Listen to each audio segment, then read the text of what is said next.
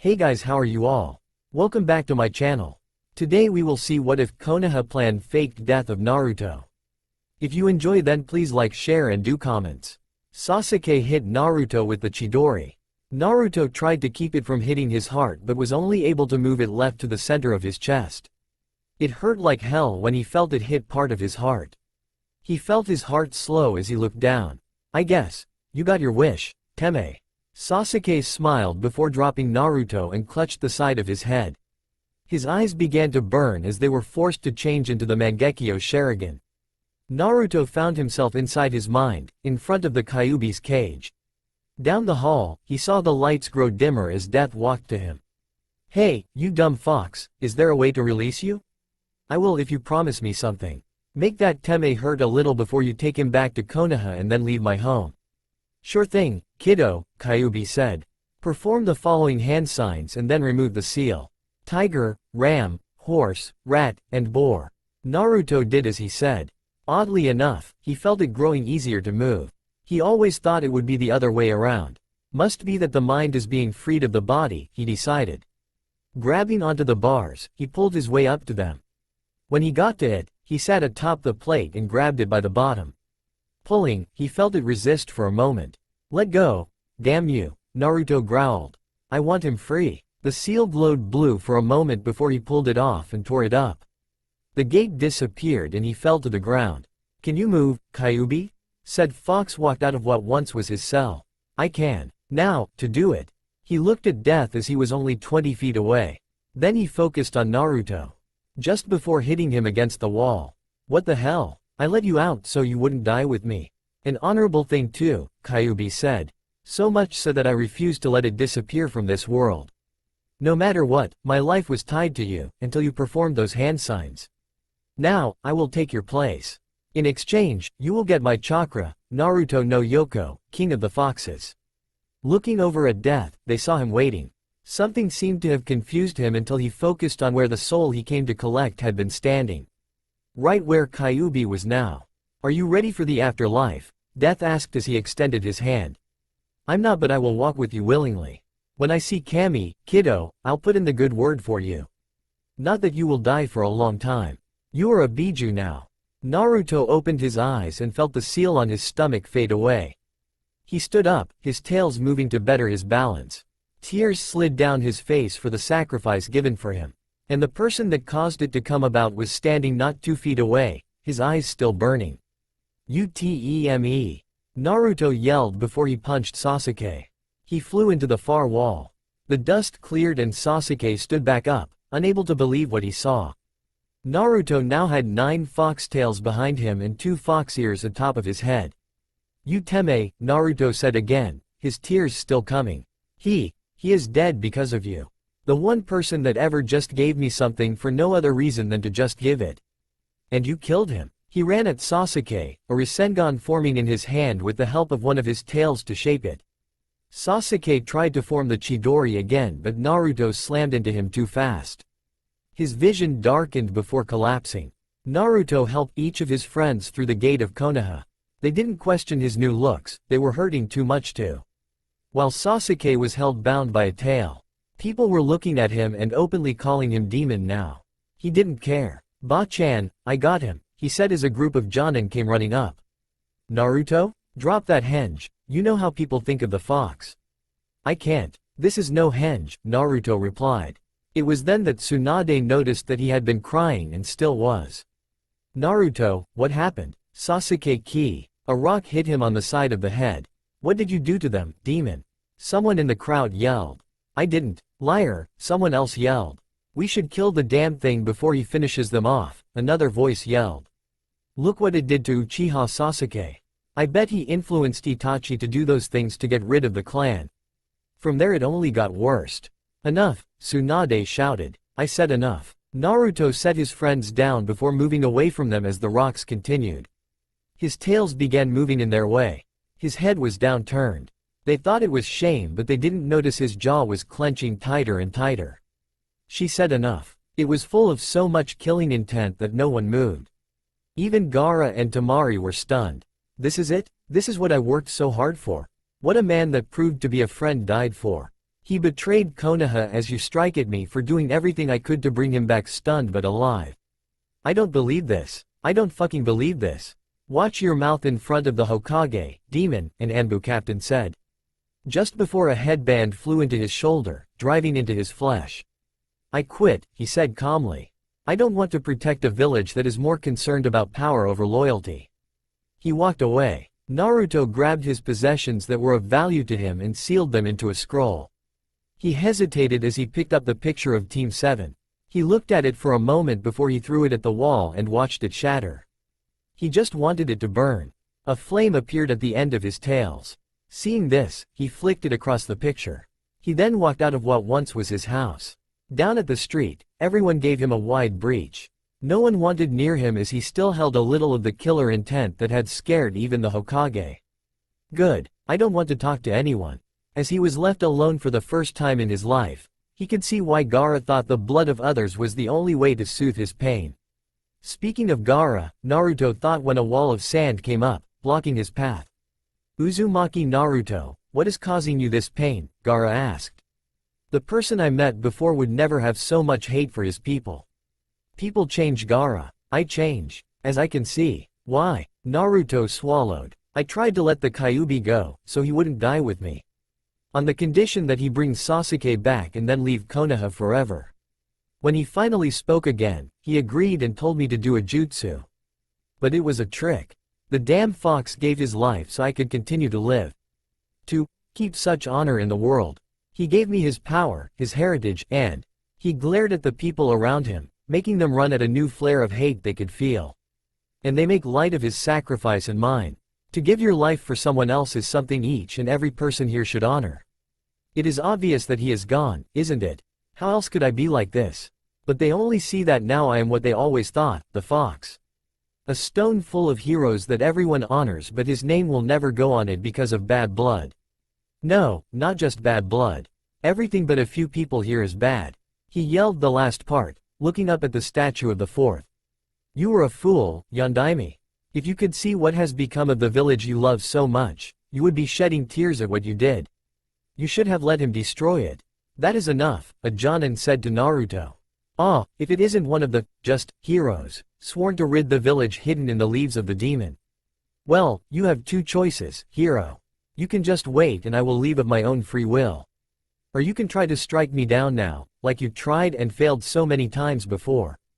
As he said it, his fangs were growing larger. Naruto, calm yourself, Gaara said. If you lose control. I have never been in more control, Naruto growled. I finally see what this village is. The Kyuubi's chakra wasn't hurting me all those times, it was trying to show me the truth. The Jonin was glaring at Naruto. Hurry up and leave, beast. Not going to try your luck, Naruto taunted. What is wrong? Afraid because now, you are not just fighting a child, you are actually fighting a demon. He snarled and snapped his jaws at him. The Jonin jumped back. Thought so. So damn worthless. Gaara, if you are still here when I leave, please tell my friends bye for me. He continued walking away. Gaara let the wall fall because of what he saw. His friend, the person that saved him, was following the same path as most Jinchuriki. And it broke his heart. Sakura, I need you to talk to him, Tsunade said to the girl. He is not himself because of the sudden influx of chakra. If one of his friends were to talk to him, he might stay. Let the Dobi leave, she said, thinking about how he brought in Sasuke. If he could do that to a friend, then he shouldn't be here. Tsunade slammed her fist down on the table. And did you think about what Uchiha did to him? Did you fail to notice that hole in his cloths or the scar underneath it?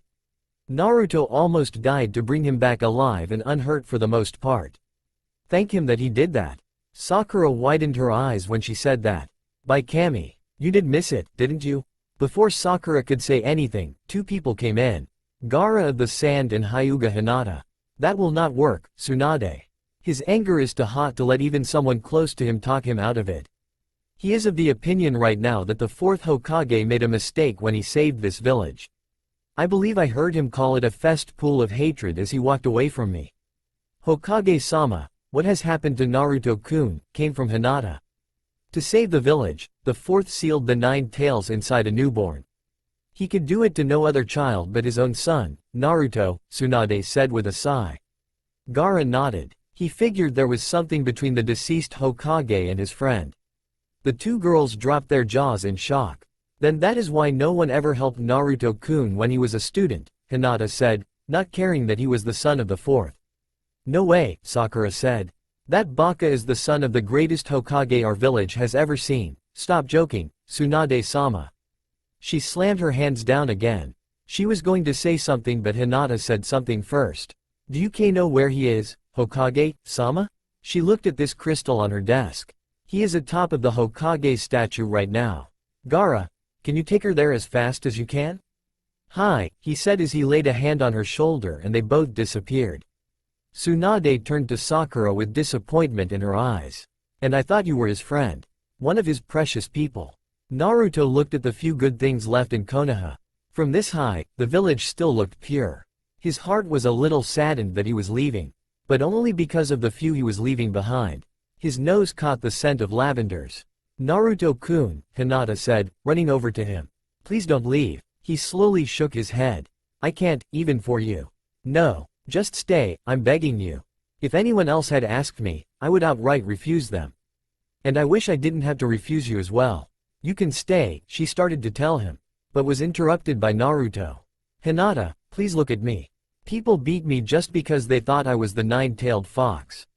What about now that I actually am? I will never find peace. No, I don't want you to. A yellow tail covered her mouth. Naruto looked at her with the sadness of the world in his eyes.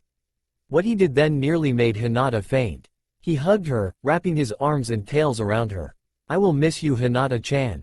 Wah, how, why, huh? I'm not as big of an idiot as some people think, Naruto said.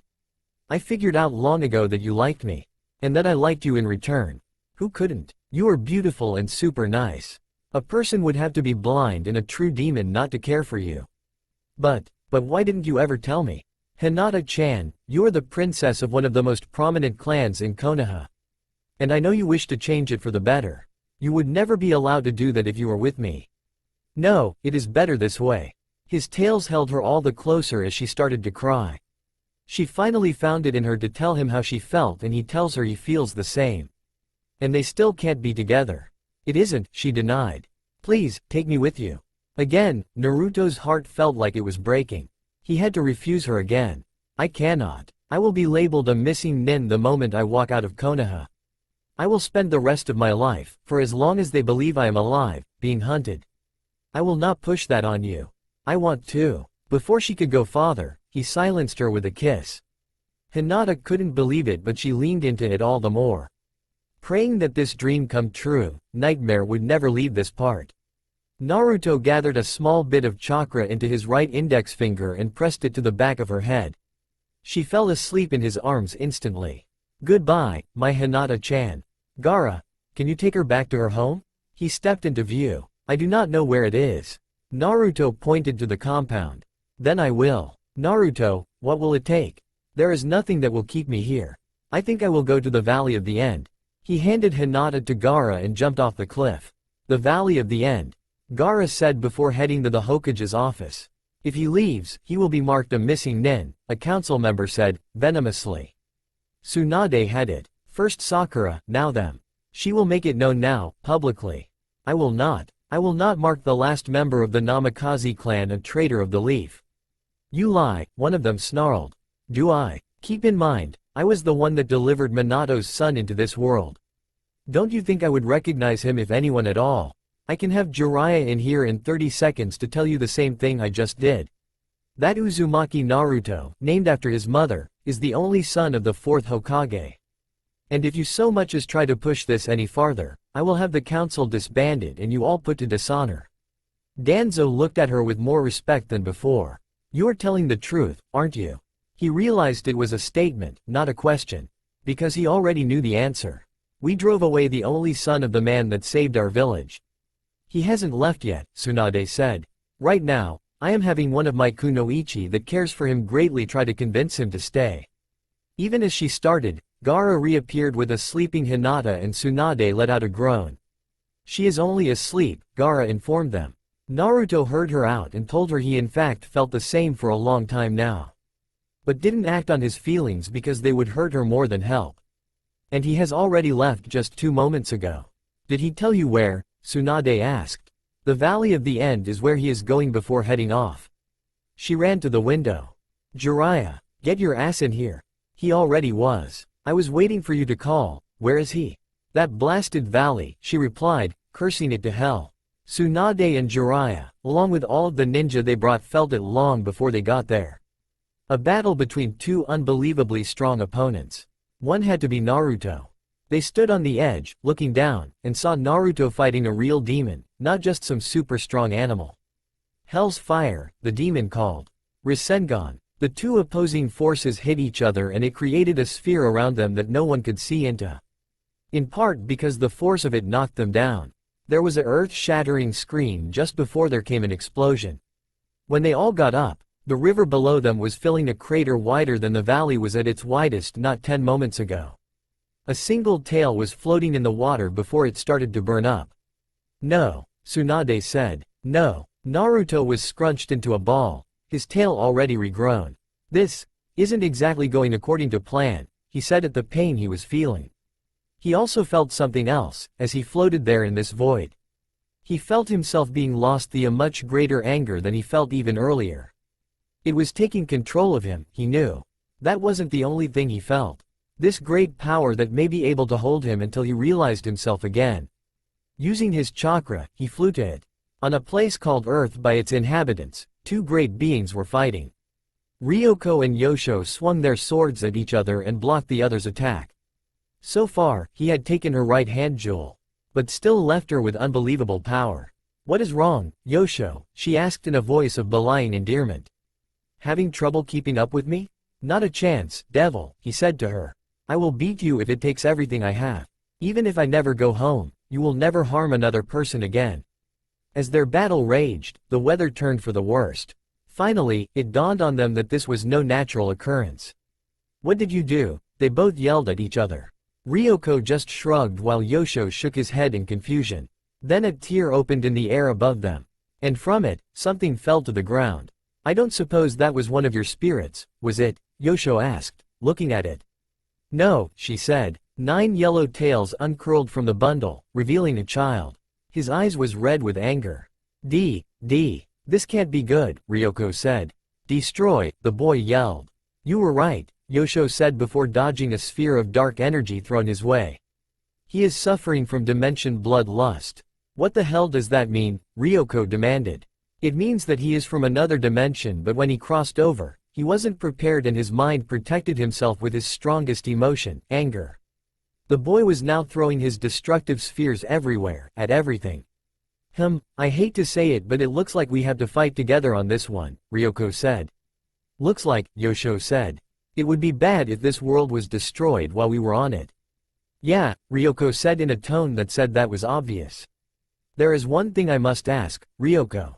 And what is that? She said, disappearing and reappearing to dodge another blast. Do not kill him. He is just a child reacting to what has been done to him. What? If you haven't noticed, he has no such compunctions. Ryoko, I can seal him and let his anger cool with time. Doing this will spare him and keep people safe. Alright, I'm game. What do you need of me? I need to get to my ship. He is too strong for just myself. Another sealing sword is needed. I was under the impression that the Jiraiyan royal family only had enough energy to use one sword, Ryoko said to him. I do. Meaning it will have to be calibrated to work with your energy, Yosho said as he used his sword, Tenchi, to knock one of the wild shots being thrown by the boy into the air. Oh boy, you should have said that in the first place. She grabbed him, disappeared and reappeared by the remains of his ship. Letting him go, she said, you get it made and ready. I will go keep the boy busy. His eyes were red and slitted as he stormed around the valley, Ryoko noticed. He could run on 2 legs or on all 4s and still be able to throw those things with just his tails and mouth. He was wild and just trying to release his anger, she saw. Because he didn't aim for anything, just fired. She found herself frowning. She knew what her mother would want her to do. Exactly what Yosho was trying. Ryo-oki. The ship, though damaged, flew into the air with a MREOW and flew over her. She changed into her combat form, a woman about the same size as Ryoko. We need to help the kid, Ryoko said to her. She mewed back. Ryoko sighed, he is just a child. No, I'm not going soft. Just mom would want us to save him. A blast shot through the air, almost hitting Ryoko, but she just let it pass through her. Besides, look at him. Can you really hurt him any more than he already is? Ryo-Oki looked around her half-sister at the boy. He was crying as well. She frowned and nodded. Meow. Thank you for your vote of confidence, Ryoko muttered. We just need to keep him from attacking Yosho while he finishes a second sealing sword. The two ran forward, swinging their own energy weapons. He grabbed both swords, burning his hands, and tossed them aside. As they stood back up, they saw the burns receding. Ryo-Oki meowed again and Ryoko nodded. Yeah, mom would definitely experiment on him if she saw that. Yosho ran and found both Ryoko and Ryuki trying to fight the boy. Ryo-Onki was on the ground, out of energy, and reverted back to her Cabot form. Ryoko had her sword in hand while the boy held a knife that had energy extending from it. He held his own against her very easily. His movements said to Yosho that he was born and raised for combat. Ryoko. He threw the hilt and she easily caught. When she did, a red blade shot from it. About time, she said, grinning at her new weapon. She looked up at the boy and found him staring at it, fascinated. She moved it to the left and to the right and his red eyes followed it. Yosho, move behind him. What? He is paying attention to nothing but this. Get behind him so when we seal him, we will have a better chance. He nodded and moved to where he could strike to the best effect. Ryoko, when I give you the word, I need you to drive your sword into his chest. Oh, and I just got it. Don't worry little guy, this will be over quick and then you will be yourself again. Yosho put his sword away and gathered his energy in his hands. With a nod to Ryoko, he wrapped it around him so he couldn't move. He struggled against his bindings, almost making Yosho pass out from the intense strain. Now, Ryoko. She drove the blade through his chest, down into the ground, up to the hilt. His struggles began to decrease as his movements became harder to do. Slowly, he looked like he turned to stone. The last thing he did was cry a last, single tear. Both of them dropped to the ground. Damn, that takes a lot out of ya, Ryoko said. It does. And we still need to finish our fight. So we do, she said with a voice with false endearment. Yosho sealed the cave leading to Ryoko's chamber. The sword Tenchi, as long as it stayed where it was, would keep her there. He then turned to look at the foxboy. He was standing at the side of the entrance like a guardian. The sword Goka still in his chest. He will stay that way for as long as the sword was in place as well. At first, he only planned to keep him like this until he could feel the anger leave him. But then he felt something about the child that scared him. His very energy either supported it or created the feeling in him even though he wasn't angry. He would never be able to tell. I'm sorry, young one. I can't take the risk. In time I can release you but not until I am sure. Hinata woke up to find Gaara was waiting for two. Where is Naruto-kun? I have some bad news for you, Hyuga Hinata. He left, didn't he? It is worse than that. Uzumaki Naruto has died. No. I was there to see it. He got in a fight with a true demon and both of them are dead. No. No, no, no. I am sorry, Something Naruto said to her came to mind. As long as they believe me alive, they will hunt me. He faked his death but warned her about it. She couldn't help but smile. After you saw him die, what happened? The attacks the two held hit each other, they were enveloped in this sphere. When it was gone, the only sign of either of them was one of Naruto's tails. There was nothing moving? No, that sphere destroyed everything else. Gaara-kun, I don't believe Naruto-kun died. I think he faked it. Quote. Gaara blinked a few times. Then we should go tell the Hokage. No, Naruto-kun will be left alone like this. But I must ask you for your help in something. What is it? Help me find him or someone that can find him. I couldn't even tell he fake it. But I believe I know something that can. A creature with the greatest sense of smell on earth. The problem will be getting it to agree to this request. What is it? Isanade, the three-tailed shark. If anyone will be able to follow him, it will be him. Hinata swallowed at the thought of having to go to that extent to find Naruto-kun. But she wanted to be with him, not here, not anymore. Nodding, she said, show me the way. Isanade couldn't believe his luck. He may not have been the smartest thing on earth. But he knew that humans were supposed to run in fear of him.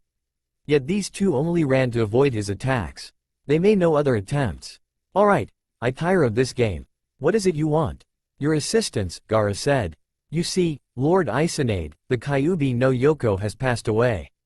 And his chosen heir H has vanished. Which means what to me? We would like your help in finding him, Gaara said. He used a two powerful jutsus to fake his death and left nothing behind that we could follow him with. But as you are Isanade, the greatest hunter and tracker in the ocean as well as on land, you could. And why would I do that? I care nothing for the last fox nor this new one. Because I will offer you safe haven, Gaara said. I will soon be inaugurated as the case cage of the hidden sand village. The wind country does border the ocean at one of its sides. As long as you are willing to leave my country's people alone, you will not be hunted while there. I will see to it. Isanade scratched his chin with one of his claws. The proposal was a good one. And if he turned on him, he could just destroy all of the ocean-lying villages and ports. Fine, do you have something with his scent on it? And take me to the last place he was seen at. Hinata held out his headband and walked forward. She was unbelievably scared as he moved his nose to her. She could see his fangs easily dwarfed the biggest human she had ever seen. I have it, Isanade said. You must really care for this boy, to keep going forward with how scared you are, girl. Why not? It does seem time for it. Time for what, Lord Isanade? Nothing. We move. Isanade smelled around the valley of the end and a picture of what all happened here entered his mind. Naruto walked to the edge of the river, sat, and waited. After a while, his nose caught a scent and he stood back up and created a cage bunchen. It hinged itself into a demon from some nightmare. They waited a few moments more before they started fighting. Up on the ledge, several ninja looked down at the two. Naruto and his clone created two very powerful attacks and hit the other with it. A sphere enveloped them and Naruto cut off one of his tails, dropping it into the water. It regrew in moments. How strange. What? Gaara asked. This, Naruto, didn't leave this spot. His scent just vanished. You don't meant that he really died, do you? Hinata was on the verge of tears. No, it is as you suspect. He planned the whole thing. He even waited until you were just far enough away to start the fight with his clone.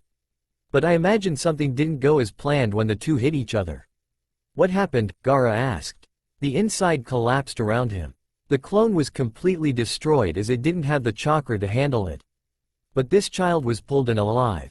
Pulled into what? A good question. One that I do not know the answer to. I am strong, but I am quite dumb, sad though it is. He turned and headed to the ocean. But I do know what happened. The jutsus opened a tear. A tear? Gaara asked, not understanding. When a sufficient amount of opposing chakra hit each other, they create a tear in dimensions. Your friend is no longer on this planet. Then how do we find him? Hinata asked. Follow him, Isanade replied nonchalantly. But the only being with the chakra to do that is another Biju. That is not my concern, Isanade replied. Time to see if this child has a backbone. Hinata hesitated before she ran up one of his tails. Using her Byakugan, she hit every single chakra point she could. Listen to me. The deal was to find him. If you will not help, then you are breaking your side of the bargain. And I will see to it that the Hyuga Sea Lawn never stops hunting you. A tail wrapped around her and moved her to his face. Then I should eat you and save myself the trouble, shouldn't I? Sand moved to block him, but water from the river knocked it aside. Is he really worth that? Naruto-kun is worth more. I see. Then I have decided. I will not go to this other world. But you will. Hinata tried to say something. Do not interrupt me or I will eat you for real. You will go. As my heir. Huh? I will give you my chakra so you can go through the tear. It is still there, so you need only open it and follow. You should get to the same place he is. Make sure to prepare yourself though. Or you will come out in a blood rage. Hinata could only stare as his eyes glowed and felt something enter inside her. It made her pass out. Isanade yawned. Boy, take me to the coast. It need a deep, dark cove to sleep in for a few centuries. And what of Hyuga Hinata? What of her? Oh, she is defenseless right now. He turned to the river and placed her under. There, she will be fine. Gaara was about to jump in and save her. Boy, think about it. I am the Biju of water. She will be the same thing once I go to sleep. And even now, she still has most of my chakra. She will survive some years submerged in water. Lead the way. Hinata woke up underwater. She was so surprised that she took a breath and brought her hands to her throat. And, again to her surprise, she wasn't choking. She moved and found it as easy as if she was in the air. "Wow," she said, which came out more clear than she ever said in the water. Her hands had webbing in between her fingers now. But she somehow knew she could remove them with a thought. She felt something behind her brush against the rock and looked. She had 3 scaled tails with fins on them. She kicked with her feet and in tails and practically flew through the water. She broke the surface and reached a height of 20 feet at least before she came back to the water. "This is amazing. Is this what Naruto-kun felt?" She began to sneeze a little as the smell of smoke came to her nose. Jumping up onto the cliff above her, she looked around and saw the smoke came from Konoha. Truly amazing. She could even smell Naruto-kun's favorite ramen stand. Naruto-kun. Looking back, she saw the tear Lord Isanade was talking about. She was about to jump into it before she remembered his warning. Calming down, she began the mental exercises she was taught as a Hyuga to train her emotions. When at last, she felt she was in a cold calm, she opened the tear and jumped inside it. In that void, she began to wonder if she should have though of a different way because she felt that emotionless surround her and take an actual form of a crystal. She was still herself but she couldn't move as she was swept away to the same place as Naruto-kun. She fell from the sky just off the coast of a series of large islands. She settled on the bottom and frowned at her predicament. "Now what do I do? May I be of any help, my lady?" The voice came from a shark with the head of a hammer. He was circling her. "Can you get me out of this?" "I can try," the shark said. He slammed into it and bit it as well. But nothing he did worked. "I am afraid I am not strong enough. But I will return with others that may be." He started to swim away but Hinata stopped him. She yawned before asking, "Why did you call me, my lady?" "Even the sharks of this world recognize the queen of all sharks," the hammerhead said. "Are you okay, my lady?" "I am feeling really tired right now. It must be the lack of water inside. I will return soon." The shark swam away as fast as he could. Hinata could barely focus on him before laying her head down and closing her eyes. Naruto-kun. Come on. This gate is so rusty, it'll be a miracle that the key's still. Hey, they worked. Tenchi grinned as he pushed it open and started down the tunnel. Curiosity killed the cat, maybe, but Grandpa always said I was more like a fox, didn't he? Coming to an opening, he found 3 things that surprised him. A stone held in the air by a rock, a small shrine against a rock wall, and a statue of a warrior with fox ears and 9 foxtails. "So this is Kitsune," Tenchi said, referring to the stories his grandfather told him. "How as the demon and the warrior Yosho fought their battle, Kitsune fell from the sky. He was in a great rage brought from being forced from his home and no longer in his own control. Seeing that even they could not calm him alone, the demon and warrior fought him together, knocking him unconscious. When Yosho finally defeated the demon, he turned to Kitsune. He had woken up and thanked him for preventing him from hurting anyone around them. I thank you for stopping me, samurai. But I have no place to go. I do not belong here. I might have a charge for you then. One day, the demon may yet awaken and someone must be there to stop her.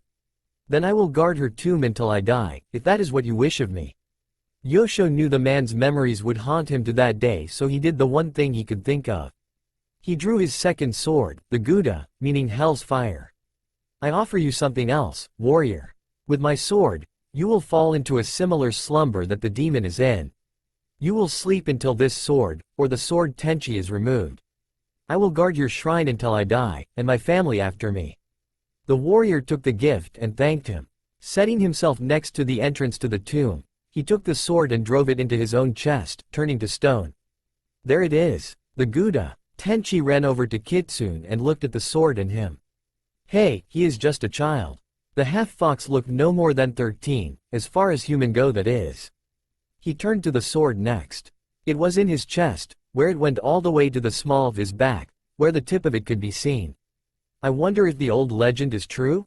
The last part of the legend of Kitsune was that even in his sleep, he still cried. He looked at the child's face and stepped back in shock. Moss had grown on his face, following a trail from his chin to his eyes, the same one tears would take.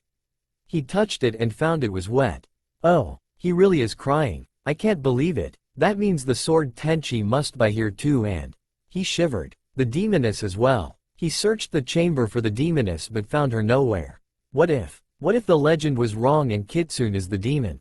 Nah, Grandpa is so sure. Like he was there. No, the demon is somewhere else. It was then that he remembered the shrine.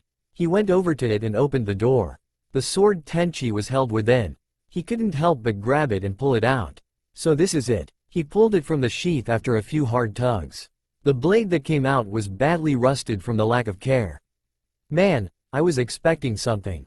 AAGH. The blade literally fell apart. At the same time, the stone being held by the roots fell to the floor. Oh man, Grandpa is going to kill me. To compound his troubles, another stone broke. But as it did, the hidden entrance to the tomb was revealed. Tenchi looked at it with great interest and decided to go inside. I'm dead anyway, right? He stepped inside and started sliding down. He hit the flat surface kind of hard and rubbed his backside. What else can? I had to say something. Right in the center of the room was a pond. And its surface was rippling. Remembering that curiosity comment again, he looked over the lip. Just in time for a hand to reach out and grab him.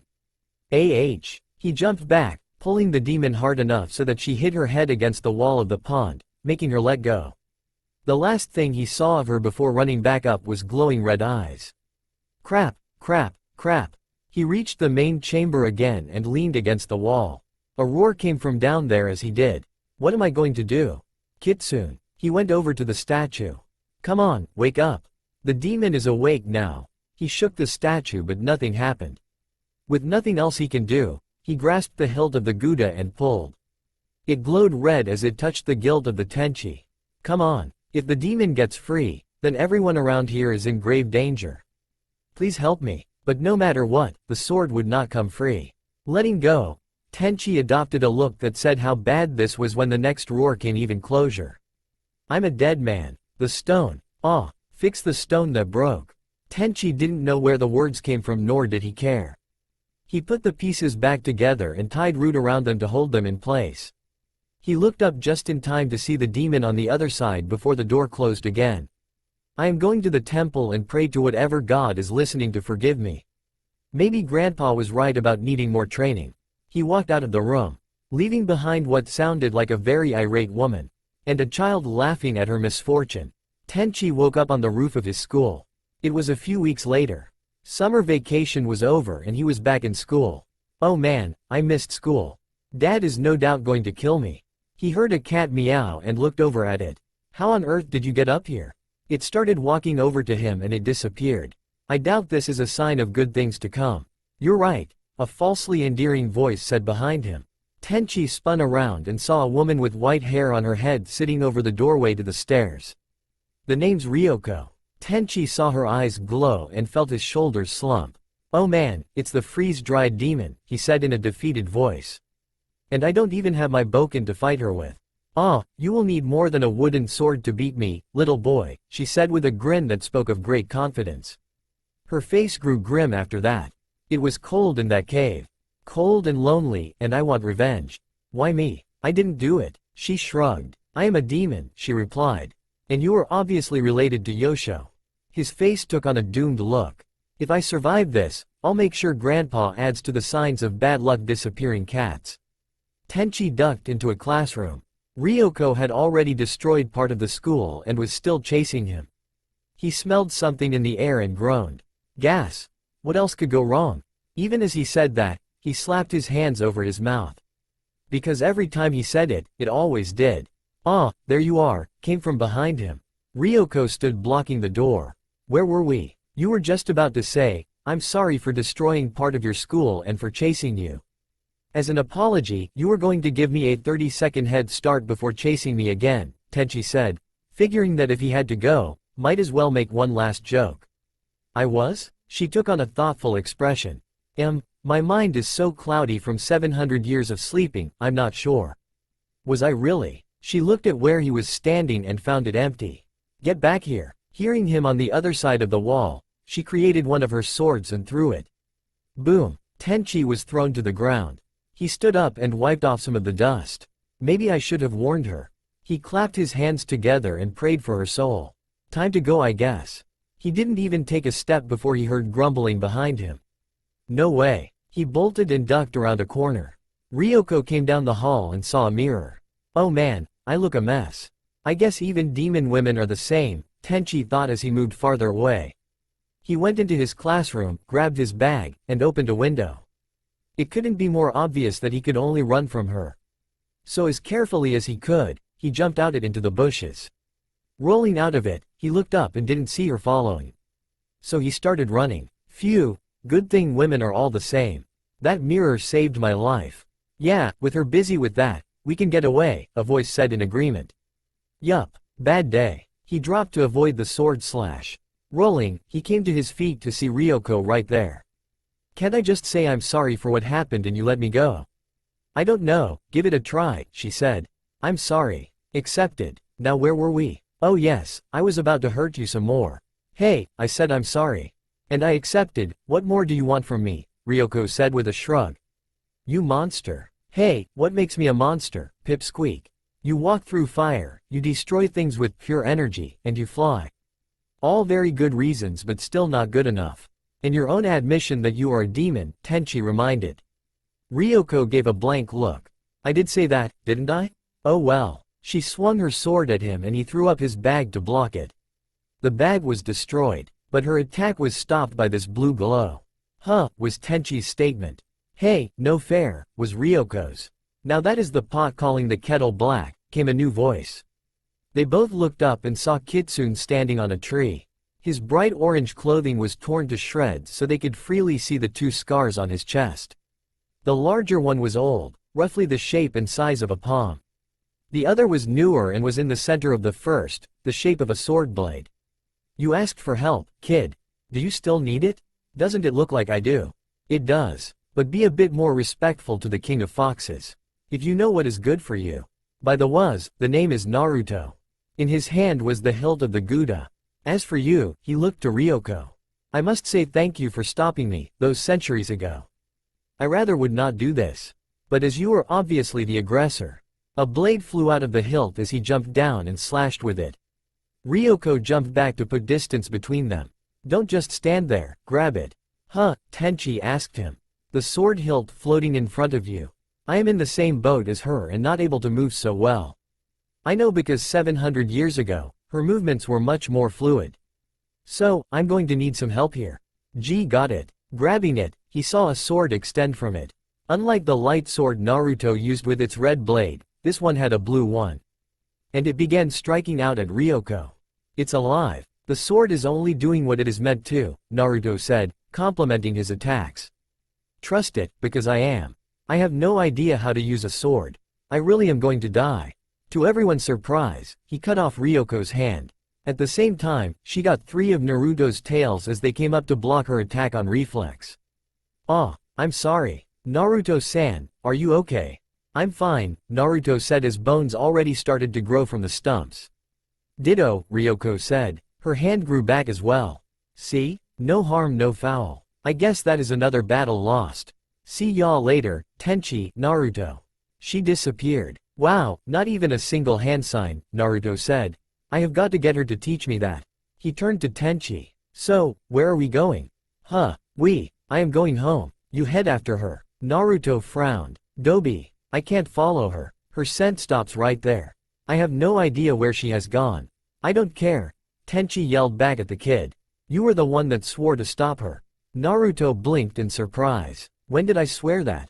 Before you were sealed away, Tenchi said in a much calmer voice. I hate to tell you this but before I was sealed, I was still in a bloodlust. She and that samurai turned me to stone before I calmed down. Before they could go any farther, the rest of the school blew up. How about we continue this at your house, Naruto offered. That suddenly sounds like AAGH.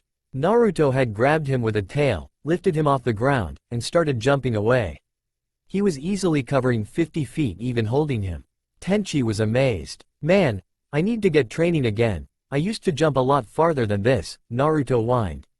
Tenchi walked up to his room and opened the window. Naruto slipped inside. So, now what? They both asked. I was hoping you had the answer, they said again at the same time. Naruto snapped his claws. Sleep, he said, nodding at his idea. All that took it out of me. Note to self, never go into combat after waking up from a long nap. I couldn't agree with you more, Tenchi said, lying on his blanket. His bed really felt lumpy. So he reached over, under them and grabbed the offending thing. But what he grabbed turned out to be much softer than he could have imagined. A giggle came from underneath the blankets and Naruto pulled them down. Oh, for Kami's sake, let go of her, you hentai. I didn't know, brat. Tenchi said as he let go of Ryoko. How could you not know you were grabbing that, Naruto said. He has a point there, Ryoko said to Tenchi. And what are you doing here? Tenchi yelled at her. Simple, I came to get your balls. Am I going to be surrounded by perverts everywhere I go? Naruto asked the heir. First Ero Sennin, then the hentai, now this crazy woman. It's not like that, Ryoko shouted at him. I mean the jewels at the base of his sword hilt. That still sounded perverted to me, Naruto said, narrowing his eyes. Oh, for the love of, Ryoko said, ready to pull her hair out. I mean the reed things in that. She pointed to the sword Tenchi, which the person Tenchi had tucked into his belt. I need them back so I can get my power back. And why would I do that? Tenchi asked. So I can control Ryo-Oki, of course. Ryo-Oki. Oh, your sister, Naruto said after a minute. I remember her, she was one tough cookie. No way am I going to let another demon out, Tenchi said to her. Are you sure, Tenchi? After all, if I get Ryo-Oki back, I can leave and you will never see me again, she said sweetly, flashing her eyes at him as she moved closer.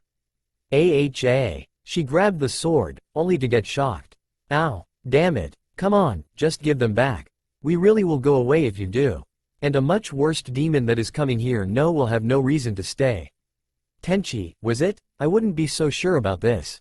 I have had bad luck concerning someone just going away. I doubt this will be different. Children should be seen, not heard, Ryoko growled at him. Women should be sweet and mild-mannered, Naruto countered. Really, you have enough testosterone for 10 guys. Oh, I am so going to kill you for that one, Ryoko said. Ryoko, I know you are there. Come out here, pirate. And the demon has arrived, Ryoko said, walking to the window. Oops, better button that up, she said with a grin, meaning her blouse. Hey, Ayeka, what cha doing up there? You, where is Yosho? Came that giant voice. Both Tenchi and Naruto walked over to the window. Naruto slipped out and just stood on the wall, while Ryoko just phased through it so Tenchi could have the window to himself. What is that? That would be that worst demon I told you about, Ryoko told them. Both Naruto and Tenchi paled as they went back inside. Give her the damn things, Naruto said. How? Just pray to the sword to give them to me, Ryoko said. Alright, Tenchi said. He closed his eyes and held the sword up near his head. Ryoko felt far more powerful a second later. Yeah, now Hey, you only gave one. That's right, Tenchi said. Ah ha ha, she replied. Ahem, Ryo-Oki. A giant meow was heard in the night sky as the ship rocketed to them. All three of them disappeared and reappeared inside the ship. Go. They were in space now with Ayeka in hot pursuit. Now, aren't these little girls cute? Naruto said as Kabits surrounded him and he tried to give each of them attention. Hey, stop. I can't pilot Ryo-Oki with the crystals in place. Then how are we flying right now? Tenchi asked. All of them deadpanned. I had to say something, didn't I? Ow, Naruto said, trying to force his way past the bars again. Ow, ow, ow. Will you stop that and help me think of something? Tenchi yelled. I can get us out of here easily, Naruto replied. Then why don't you? I like plants, he answered. And it would be a waste to hurt these when there has to be a way out without doing so. There was a soft giggle from outside their cage. You're right, a little girl with silver hair said. Who are you two? Tenchi. Uzumaki Naruto, he answered with great vigor. I'm Sasami. Will you two play with me? I will, if you get us out, Naruto said. How can you be so calm? Tenchi asked as the roots moved so they could pass. Easy. She couldn't be much older than me and the way she is treating me is much better than my old home. Is that why you were crying while stoned? No, it is not. So, Sasami-chan, what do you want to play? Well, I don't know, I don't often have people to play with. How about we get off this ship and we think of something then, Tenchi said. Alright, but first, can you two do something for me? What? They both asked. My sister has a coronet I would like to have. Get it for me and I will get you out. Done deal. I may not look like much, but I was the best ninja in my village, Naruto said. As they turned to where she said, Sasami noticed something. Hey, where did you get that? She reached out and grabbed the hilt of the Gouda. It was used to seal me when I got really mad a long time ago. Now give it back. But can't I keep it? No, give it back, Naruto insisted. When she didn't, Naruto smiled as a plan formed in his head. Tailed tickle no jutsu. His tails picked her up and started tickling every part of her. No, ha ha ha, please, I surrender. She dropped the hilt and Naruto caught it in the air. He set her on the ground. By the way, she said when she could breathe normally again, if you had tapped the bars with that, they would have moved. That figures, Tenchi said, hanging his head. Relax, Naruto said, no use worrying about it now. So, where are you from, Sasami-chan? I'm from the planet Jiraiya. Naruto looked at her blankly and started to laugh a little. Hey, what is so funny, she asked with a pout. I once knew the biggest pervert you will ever meet and his name was Jiraiya, Naruto replied, still laughing, thinking about a planet full of him. Just hoping your people aren't like him is all. Naruto and Tenchi snuck into the room. Well, Naruto snuck in. Tenchi tried and was insanely loud to Naruto. Hasn't anyone ever taught you to be quiet? Naruto hissed at him. His tails all had their fur on end with agitation.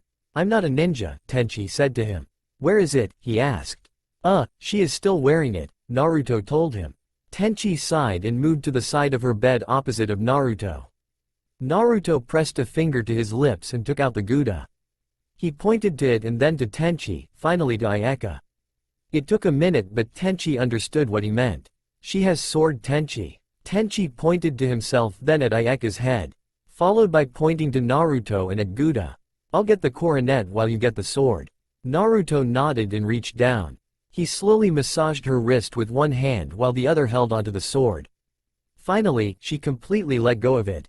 Smiling in victory, he looked up, just in time to see Tenchi slip it off. He also smiled in a job well done. They started to walk out of the room. Lady Ayeka, the prisoners, Izaka and Kamidake came into the room, loud as possible and came face to face with both Naruto and Tenchi. What is? Ayeka said, sitting up in her sleep. Silence was complete for a few moments before she yelled, perverts. Izaka, Kamidake, kill them. The two thieves ran out of the house with the two logs flying after them. Naruto didn't even stop as he picked up Sasami. Time to go, he said to her. He tossed the sword to Tenchi who tossed him the coronet. Mission accomplished, princess. How did you know? She asked. I've met my fair share of them, he told her. You're just as sweet and kind as another princess I knew.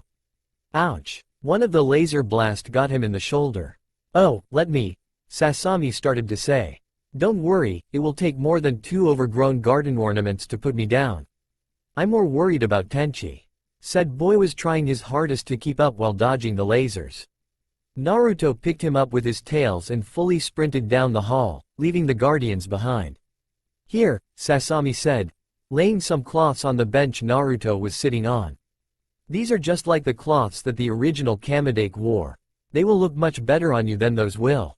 She smiled at him, while tilting her head a little. She was wearing the coronet. Naruto smiled at how she was smiling. Okay, I guess I do need to change cloths. Now turn around, he said, covering her eyes with a tail. Hee, your tail is soft, Naruto-san.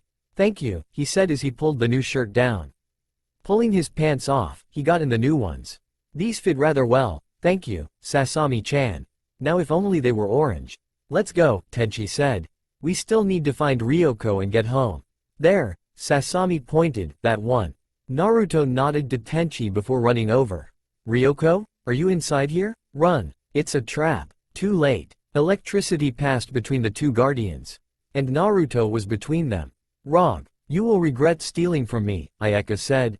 Sister, stop. Sasami, you had something to do with this? Yes, I'm sorry but I was bored. Please let him go. Before either could do anything else, Naruto formed a Rasengan in each hand and hit them against the guardians. They weren't very powerful but they did the job. They flew off, releasing Naruto. He stood back up, his eyes glowing red. That hurt, he told them before tapping Gouda against the bars. It opened and Ryoko stepped out. You will be tried for releasing a wanted prisoner of Jiraiya. But princess, I have already told you that the statute of limitations has passed on Ryoko, Izaka told her again. Oh, so you imprisoned me for your own reasons, Ryoko said. And add torture of a person wrongly held, that can be a long sentence. What? Ayeka demanded. To be precise, such a crime would have the penalty of 46 galactic years in prison, Kamade told them. Whose side are you on? Ayeka yelled. I was just trying to tell you, princess, he said to her. Well, I guess I will just go then, Ryoko said. I won't call the galactic police on you as I am feeling generous. That is most kind of you, Lady Ryoko, Azaka said. Be quiet, I will never accept anything from that. But sister, I don't want you to go to jail, Sasami said, her eyes welling up with tears. Ayeka's jaw dropped. She was the princess that could do no wrong here, but somehow, she was being made out as the bad guy. But, Naruto walked back over to her, his eyes returned to normal. Don't worry, your sister could walk up to the police and confess, but they won't do anything unless Ryoko reports it and wants something done about it.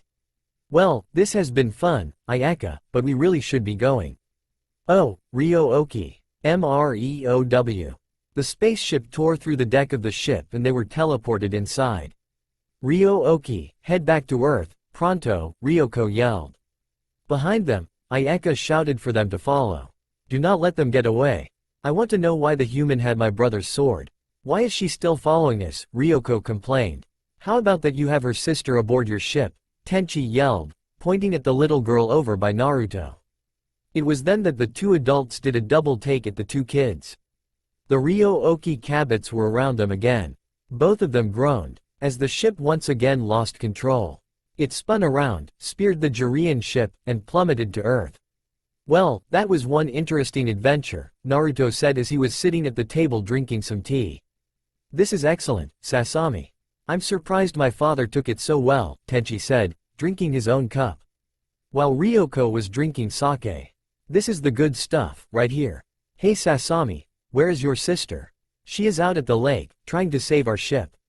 Sasami, get out here and help, or else we'll never get off this planet.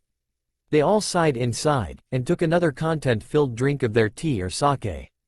Think we should try to help her? Naruto asked Tenchi. Can you lift a broken ship out of the water? Nope, then I guess we can't help. Good evening, ladies and gentlemen. I am Yatu Takashi with Channel 7 News. 700 years ago, a meteoroid fell to the planet in this very spot. After that point, sharks have gathered here in mass numbers. This strange phenomenon has no explanation as every time scientist has tried to go down to study the strange crystal, the sharks have always gotten in the way preventing them. But two things is known about this strange event. The sharks are only interested in people that try to move near the crystal. And the crystal is moving. Ever since it fell in the ocean, it has been moving down slope. While no one can speculate why, they do know this. It is now teetering on the edge of an abyss. In a few moments, it will fall. We will now turn to our live cameramen down at the advent. As you can see Takashi, we can get no closer than 100 feet of the rock. But the sharks seem more interested in watching it fall over the edge than us. It is truly an amazing sight in front of us. Sharks that are normally known to live thousands of miles away have gathered here to see this. That is the only term I can think of to describe this. As you can clearly see, there are sand sharks to whale sharks present here today. And they are all circling the rock. What is odd is that every now and then there is a hammerhead doing it right now. They come up to the rock and push against it, making it move just a bit faster. And, I might be me, but they seem more restless the closer to the edge they get. Just as odd even, it is not just humans that they are keeping away from the rock. Over the years, they have refused to let fish, dolphins, and even whales near it. We saw just earlier today when a particularly angry dolphin tried to investigate the crystal and was blocked by a mako shark. In a standard counter, the dolphin hit the shark in the gills, drawing blood. The usual reaction to this around the world would be for the other sharks to turn on the wounded one and kill it. And they did all attack something. The dolphin was forced off as they all tried to kill it. Try to find. There, that is the wounded mako right there. The gills are still a little swollen from the attack, but the shark is very much alive and well. This is an unheard of advent never seen before. We were able to record it and will be able to show it later on after the crystal has fallen. Sir, the meteoroid, the cameraman yelled as he turned back to it. A whale shark had just turned to it and was charging at it with full speed. He hit it dead on and knocked it the last few feet over the edge. All the sharks watched as it drifted from sight into the blackness. Several hammerheads followed in as it descended, but most circled the spot, making sure to look down into the deep. Then there came this loud cracking sound followed by bubbles raising to the surface. The camera then started to show static. Sir, we lost video feed. What about audio? It still works. Ladies and gentlemen, the hammerheads are swimming out of the abyss and... Great Kami. The sound of something fast swimming, though the water passed by the camera, and with it came the sound of light laughter. I believe we are hallucinating because of the bends, sir, the cameraman offered. I'll accept that. The video feed is back up. The camera was turned in the direction of shore. After the crystal fell, the sharks down in the trench swam out and passed right by us. Each and every shark present is now following them. I believe today is not a good day to go down to the beach. Naruto-san, time for Lu. He was already there. NCH. How is it that you are so fast? Just practice, Sasami-chan. You should see me go for ramen. Sasami laughed. I would like to see that, Naruto-san. So maybe tomorrow I'll make some. She couldn't have said better words. He jumped up in the air in excitement and hugged her when he landed, saying, "Thank you," in rapid procession. But before we eat, can you go get Tenchi and grandfather? It'll be done in one moment, Naruto said. He made a cross-shaped hand sign and created a cage bunshin. He ran off while the original stayed there. And there you go, he said with a smile. Can I eat now? He pleaded with all 9 tails wagging. Please, please, please. Alright, what was that? The dread puppy dog eyes no jutsu. The clone Naruto ran along, dreaming about Sasami's lunch, as he tried to find Tenchi and his grandfather. What he found was Ayeka outside her room. Quite a surprise when you consider that she refused to come out for a week now. Good morning, Lady Ayeka, he saw with a clumsy bow. Oh, good morning, Naruto-san. I don't suppose you saw that this morning, did you? I don't know what you are talking about, he said with a goofy grin on his face and a hand behind his head. Something important happened? Or something embarrassing? Ayeka blushed a little red before sighing. The second, she replied, defeated. Well, that I know about, Naruto told her. In my experience, when you fall, all you can do is get back up. It also would help if this little animal would leave me alone. Ayeka motioned to the little cabbit behind her. A Ryo-oki, Naruto said excitedly. The Ryo-oki, Ayeka corrected. She was reborn today, and doesn't seem to understand that I don't like her. Said Cabot jumped up on her shoulder and nuzzled her neck. Maybe she is trying to get you to feel better, Naruto offered. Ryo-oki gave a confirming meow. So, you can either stop feeling sorry for yourself or we both can try to make you feel better, he said, crossing his arms. Ayeka laughed. He looked cute when he tried to look tough. And making his tails bristle just added to it.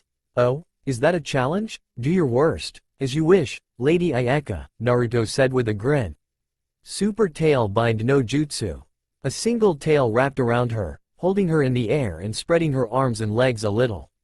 What are you doing? Release me at once. Naruto just smiled. You said, do your worst. So here it is. Another tail slipped off her shoes and pulled her arm sleeves up. Tailed tickle no jutsu. After 5 full minutes of laughing, Naruto looked at Ryo-oki. So, where else do you think she is ticklish? The belly button? So that is where Ryoko is ticklish, I'll make sure to keep that in mind. The belly button it is then. You wouldn't dare? I would. Ayeka was looking at him in terror with a grin on her face from laughing. Please, not the belly button. Will you stop? I will. Just not the belly button. Naruto smiled in victory. Alright, I won't. He let her down. But next time, you will not be so lucky. When finally she caught her breath and straightened out her clothes, she stood up. Hard to believe someone like you is a trained fighter. How did you know? We have them on Jiraiya and the walk in a very similar manner that you do. It says that you may be relaxed but no one can sneak up on you. May I ask why you are up here? I kind of forgot. Just then, his stomach growled, reminding him. Oh yeah, lunch is ready. I came to get Tenchi and his grandfather. I believe they are just up that way, she said, turning and walking to them. But Naruto didn't follow. Do you smell something? It's almost like the ocean. I'm afraid not, Naruto-san, Ayeka said to him. I can tell them if you want to go eat. Thanks, Lady Ayeka. That would be nice. He released himself in a puff of smoke. Isn't this interesting, Katsuhito said as he looked to the east. He flicked his wrist as Tenchi tried to finish the fight while his back was turned, and all he got was being hit on the head and being thrown off the attack. Your stance is wrong, Tenchi. You would do well to maybe try sparring with Naruto or Ryoko for a bit. As they say, nothing like a challenge to bring out the best in men. Ah, I can take you, Grandpa, Tenchi replied. Oh, then start over. If you can then hit me. Ayeka watched them surprised to see their form was that of a Jiren. Oh, whoa, she fell backwards and sprained her ankle. This just isn't my day, she said to herself. Naruto can't get that smell out of his mind. He can still smell it, even over Sasami-chan's cooking. Finishing the wonderful meal, he stood up. Sasami-chan, I am going out to train. If you need me, just cry out and I will be there as fast as I can. Okay, Naruto-san, I wonder what I should make for dinner. Hi, I do want to see how he acts for ramen. A half hour later, she heard the door open again. Sister, is that you? I was afraid you were going to miss lunch. Naruto-san can eat so much that I wasn't sure there would be any left for you, Tenchi or grandfather. Sister? I am not who you think I am, came a voice that seemed waterlogged. A woman with dark hair walked into the room, soaked to the bone. Her eyes were pupil-less while her teeth, the ones around her canines, were unusually sharp. On her neck were 3 lines on each side. Where is Naruto-kun? Though some effect was lost because of the stuttering, Sasami was terrified by the tone in her voice. I can smell him all over this house. Where is he? With her suddenly getting angry, 3 tails moved out from behind her. That was enough for Sasami. Ah, help. Not 10 seconds afterwards, Naruto slammed through the door to see Sasami backed against a corner, trying to make herself as small as possible. She was staring wide-eyed at something. Naruto turned to whatever it was, growling. And to his surprise, it growled back. What were you about to do to Sasami-chan? I was asking her a question, the demoness said in a bit of a snarl. Just tell me where my friend is and I will leave. You will find no friends here, Naruto said. He drew the Gouda and did a spin kick. His speed must have surprised her because he connected with her jaw without her putting up a block. She hit the wall and slumped to the floor. Glaring at him, she spit out a few sharp teeth. And they were already being replaced. That felt as malleable as a nose, Naruto stated. Because my entire bore structure is made up of cartridge, she replied. Kind of happens that way when you are a shark demoness. Sasami-chan, go outside. Find Katsuhito, Tenchi, and your sister. I don't think I will be able to handle this on my own. Okay, she said, running out the door. Outside, Naruto said to the girl. She nodded. Now that there is no reason not to, time to unleash. Don't think you will stand long against the queen of all sharks, she said to him. Just tell me where your king is. Naruto laughed. And what is your business with him, pray tell? That is for only the 2 of us, she said. I am afraid I cannot tell you until you tell me. She glared at him a moment more before saying, fine. I am in love with him. Naruto went slack face. No, it couldn't be. I left 700 years ago. But her stuttering and she said she was in love with me. Swallowing, he straightened a little. I see. May I ask your name, lady? Hyuga Hinata, heir of Isanade, she replied. Hinata, what happened to you? Huh? I know you, don't I? But I can't unless. Naruto-kun. She was about to run at him but Azaka and Kamidake landed on either side of her and electricity passed between them. Aagh, she screamed in pain. Let her go, Naruto growled, grabbing Azaka and throwing him into Kamidake. He reached down and picked her up. Hinata-chan, are you okay? Water squirted into his face. Of course I am, Naruto-kun.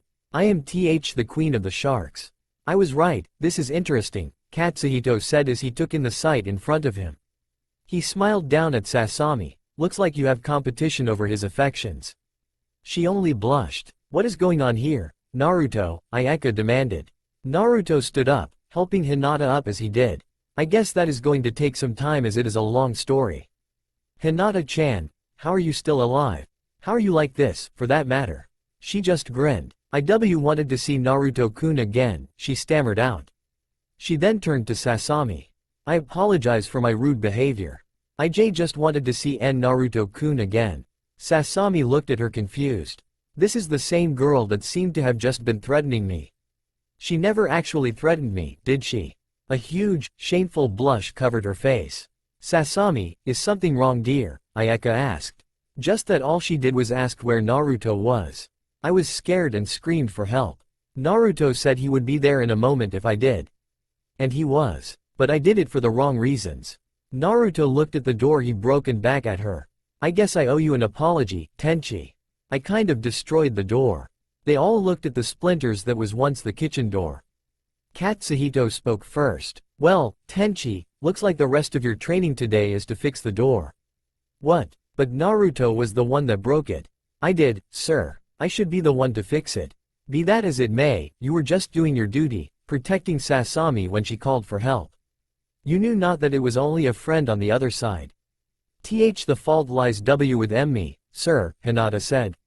If I had not been so rash to see Naruto-kun again, this would never have happened. No, child, that isn't it. Take a look at yourself. Your clothes are falling apart, your hair is a tangled mess. You look like something washed ashore. Combined with your teeth, gills, and tails, and anyone would be afraid of you.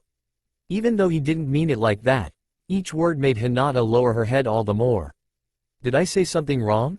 Isn't that obvious when she has a confidence problem, Ryoko said. Hinata stood back up and walked into the lake. Oi, Hinata-chan, don't go down there, Naruto said. He dived in after her and found her leaning against the remains of Ayeka's ship, her face hidden in her arms. He motioned up to the surface. She shook her head. No, Naruto-kun. That surprised him, no stuttering. Must be the water calms her. I mean I do look a mess. And now I'm a demoness. You must think I'm hideous. Naruto forced her to look up and she saw he was frowning. He pointed to himself, meaning he was also a demon now. But you are beautiful like this. Those ears and tails, they do you justice. I'm just a monster. Naruto started using ninja sign talk. What I said to you still applies. You are still beautiful and the kindest person I know. Only a blind, mean old demon could not fall for you. A real miser. Stop saying that, she said, a blush on her face. She hid her face again. Naruto lifted her chin up and blew some fire out of his mouth. Though the water tried to extinguish it, he kept it burning with chakra. It created bubbles in a shape. I love you, Hinata-chan. He grinned as his held a tail by her nose. Don't make me tickle you into submission, he signed. I will do it. Hinata smiled. You don't scare me, fox, she said. I command the best hunters in the universe. All you have are foxes. She wrapped her arms around him this time. But I guess I can keep you as a pet. I guess the water makes you more sure of yourself. The water is my natural element, she replied. Now, obviously, we need to do something about my looks. Can you help get the seaweed out of my hair? Sure, and I think I know where to get you some clothing. As I doubt we can just go down to town for it. He tapped the ship hull. Once Hinata was cleaned up a bit, they found the entrance and went inside. Frowning at how the water slowed Naruto down, she made a motion of her hand and it receded. And with it, so did the confident Hinata. So, where is this our room, and Naruto-kun? Just over there. He tapped the hilt of the Gouda against the door and it opened. Water rushed out and they stepped inside. He went up to the computer and did the exact same thing as Sasami. But he opened the file with the blue name instead. He was fire so red gems fit him. As Hinata was water, he was willing to bet the blue file had blue gems. One moment please. A beam of light scanned Hinata up and down. Creating. Some light appeared on the bench and when it receded, the clothing was there. I'll go outside while you put them on, Naruto said. He walked outside and covered his eyes just like he had with Sasami. I can't peek, I can't peek. I want to but I can't peek. What was that, Naruto-kun? Nothing. Hinata walked out in the same style of clothing as Naruto now had on. The gems are a good compliment to your eyes, Hinata-chan. Thank you, she said very softly. Should we return back to the surface? Yes. But, I've been thinking, even though I am in my weak element, I am still pretty strong. Enough to lift one side of this. I bet you could lift the whole thing. Maybe, she said. Would you help me get this out of the water? It would go a long way to making Ayeka and her sister feel better about being stuck here. But why don't they all leave? IW was able to walk here. They aren't from this planet. Ryoko, Ayeka, Sasami, they are all from outer space. Oh, outer space. She looked up and took on an involuntary far-off look. He knew she was imagining what that must be like, he did it almost every evening. This is their ship? It is, what is left of it. I think Ayeka said something about it being able to grow but also take root as well. I don't follow. It is a tree, Hinata-chan. Their technology is based on the manipulation of trees. But once the tree takes root, it will forever be just a tree. The first H Hokage W would fit R right in W with them. And he knew that far off look as well. 700 years. Not only were their family and friends dead, so were their children, and theirs. Maybe even her whole clan. Or even the village. Naruto didn't mind that last part so much. But his friends. He would miss them, the few he had. Let's do this, it helps, Naruto said. Hinata nodded and let the water fill the ship back up.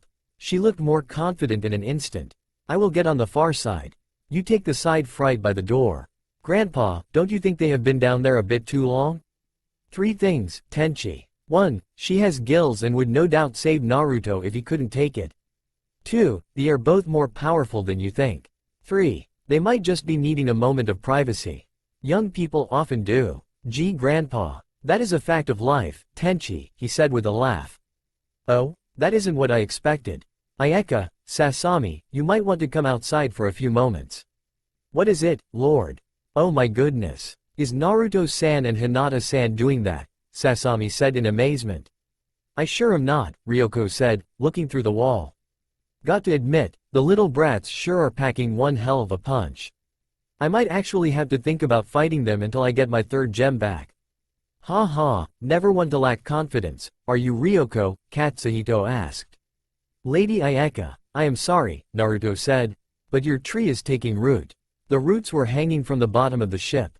But it looks like the main quarters are still working, so if nothing else, you can still use it as a home. My thanks, Lord Naruto, she said in awe at the 2 children holding something that must have weighed a couple of tons at least over their head. Don't thank me, Lady Ayeka. Nor do you have to call me, Lord. Just because I am King of the Foxes it doesn't mean a thing. It was Hinata-chan that did it. I am at half strength in water. She was the one able to do it. Then, I thank you, Lady Hyuga. Did you tell them about Emmy? She asked as the last of the water fell from her. No, you said you were the queen of the sharks, remember? I didn't I?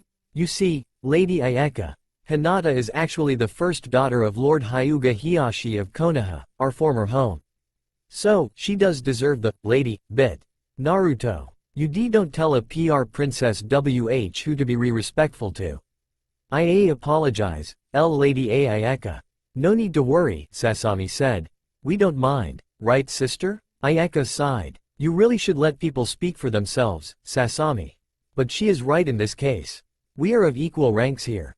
We can be. What am I looking for, Sasami? I don't know, she said. I think she means informal, Naruto said to Hinata. Where would you like us to sit down? Ryuo was it? Yes, that was it. Where would you like Ryuo placed? Sister, I want to stay close by Tenchi. He did let us live with him, Sasami said. True. And Ryuo will take much water to survive. Can you place him by the lakeshore? Naruto smiled knowingly to Hinata. Holding it up with his tails, he showed her his pinky and mouthed, Tenchi. She just smiled back as they set it down about 30 feet from the Masaki house. I don't suggest you move B back in J just why yet, Hinata said. Much is W water L logged. Naruto shook out his fur. I guess that means you will have to stay living inside with us for a bit more, he winked to his friend. His ears twitched and he bent down and picked up Ryooki. This is Hinata, he told her. Hinata blinked a few times at the cabot. Shush, she is, so precious. Naruto just laughed as she hugged the little creature. Tenchi, Sasami said, running up to him. What can I help you with, Sasami? I am looking for a strong tree around here but I don't know the trees of earth. A strong tree, Well, there is the shrine tree, he said. What are you making it for? To make a charm, the girl replied happily. Then I know just the one. Come with me. And don't touch those carrots, Ryooki, he said over his shoulder. The cabot had been hiding and when he turned, she had started out to the ones he was caring for. But stopped when she heard that. Tenchi led her to a tree by the river. Here, this is just the one you need. This tree is a willow. Watch this. Picking her up, he let her grab one of the hanging branches. When he let go, the branch started to lower but didn't break. The willow may not be the strongest out there. But, as you can see, it will take more than most trees. Thank you, Tenchi. Naruto and Hinata were practicing on taijutsu when Sasami came running up. Hinata gave a sneeze. Bless you, Naruto said before giving one himself. Wah, achoo, Naruto-san. Sasami came up and held out a charm. I made this for you. It is a charm the warriors of Jiraiya wear. It is supposed to bring them luck in combat. Naruto smiled, still sneezing, as he picked it up. He wasn't the only one that was sneezing though. Hinata was even more than he was. Achoo. Naruto-kun. What, achoo. What is wrong with us? Achoo. Katsuhito walked up to them. Let me see that charm, he said. Holding it up to his eyes, he grinned. This is Willow, Sasami. Yes, she said. Tenchi showed me the tree and told me about it. Well, if he had known you were going to make it for this, he would have taken you to a different tree. Naruto and Hinata were still sneezing uncontrollably. Why, grandfather? Willow is supposed to keep demons away. Under which, our two friends here fall into. Come with me, I know a good tree to give warriors strength. He started to walk away. Sasami bowed to Naruto and Hinata as their sneezing let up. I am sorry, Naruto-san, Hinata-san. I didn't know. It is alright, Sasami-chan, Hinata said. At least now. We know what one of our weaknesses is. Now go on, I would still like a charm, Naruto said, pushing her in the direction of Katsuhito. He then sighed. You know, for some reason, I feel this adoration is going to be nothing but trouble. Shall we get back to what we were doing? Hinata nodded. She knew she had nothing to worry about from Sasami, so she didn't feel mad at her. Besides, they haven't actually made it know they cared for each other. Sir, the energy signature is coming from this planet, a crew member said as their ship orbited over the mostly blue planet. Tsunami. The captain said, looking at the screen. Her status? The girls has not awakened her powers yet, another crew member said. She only has minimal of her natural powers. Almost non-existent. The computer says that capturing her, at her skill alone, will have a 97% chance of success. Is there anyone down there that could interfere? 2 no readings, advanced Jurian power signatures. 2 unknown, possibly guardians. Anyone else? The space pirate Ryoko and Ryo-Oki are on the surface as well. It seems that Ryo-Oki has gone through a rebirth phase though. Estimate to be at 80% capability at the highest. Good, you can count this mission a success then. Take us down, our primary target is Tsunami. Secondary is the 2 unknown signatures and Ryo-Oki. The scar down the left side of his face twisted as he smiled. Soon, his just rewards would be coming. And then he would make that woman pay with her sister. Naruto's ears perked up at the sound of it. What was that? He asked, setting down the cup of tea Hinata made for them. What? I didn't hear anything, Ryoko said. It was this big bang, like an explosion. But it came from up in the air. A sonic boom, Tenchi supplied. Whenever a vehicle of some kind passes the speed of sound, it creates that sound. Oh, so another spaceship is coming? No, planes on this planet have reached that speed as well, Tenchi said. But now that I think of it, they don't fly over this area because of the mountains. Ayeka seemed down for some reason. Lady Ayeka, Tenchi said, is something wrong? Couldn't this ship get you home? It could, Lord Tenchi, if indeed it is a spaceship. But I am afraid I will have to turn down the ride. Not until I find my brother. Katsuhito said, he must really be important to you. He is, sir, Ayeka replied. I love my brother very dearly and would do anything to meet him again. I see. Well, since it is your custom, and that Tenchi is of age now, you could always marry him. Nobuyuki, Tenchi's father, laughed at his own joke. Right up until Ryoko knocked him against his head. Don't even joke about that, old man. Tenchi was raised a good person. Can you imagine him having his nose so high up in the air? He has to look down to look up. Are you trying to imply something? Ayeka demanded. There was no implying about it, princess. Just that you live in comfort by taking it from others. There is nothing wrong with being born into a royal house. And you should talk about living off others, pirate. Naruto, Hinata, Nobuyuki, and Tenchi sighed. They are at it again. They looked at each other to see who would volunteer to be the peacemaker. Hinata stood up. Please street stop fighting. What if Sasami saw this? You stay out of this, both yelled. Now, Hinata may have been quiet and unsure at times. But she was still a demoness. Apologize right now. Not right now, Ryoko growled. Ayeka completely ignored her, continuing to throw insults at her rival. Fine. A tail wrapped around both of them and held them tightly in the air. Think you T2N need to cool off. Let me go, Ayeka screamed. What is wrong, princess? Ryoko said sweetly. Can't phase through something like a tail? She was about to but found she couldn't. MICH chakra is keeping both of you there, Hinata told them. It was then that they noticed where she was taking them, to the lake. They fought all the harder then, but they were held in an vice-like grip. Hinata stepped on the water and walked along the surface to the center. IW warned you. The water then began to split around her until she stood on the bottom of the middle of the lake. And now, see cool off. It came crashing around her and them. To say the two sputter women that walked out of the lake was mad was like saying a shark was a little hungry. A vast understatement. Hinata walked out soaked but as happy as a clam. Are you two willing to play nice now? Asked the confident Hinata.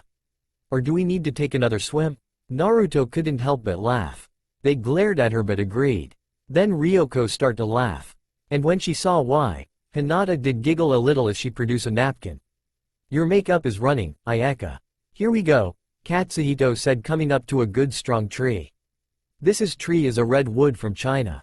The species is the oldest on Earth, old back when even your people was young, I imagine. This particular tree was thought to be extinct. But it is alive and well, obviously.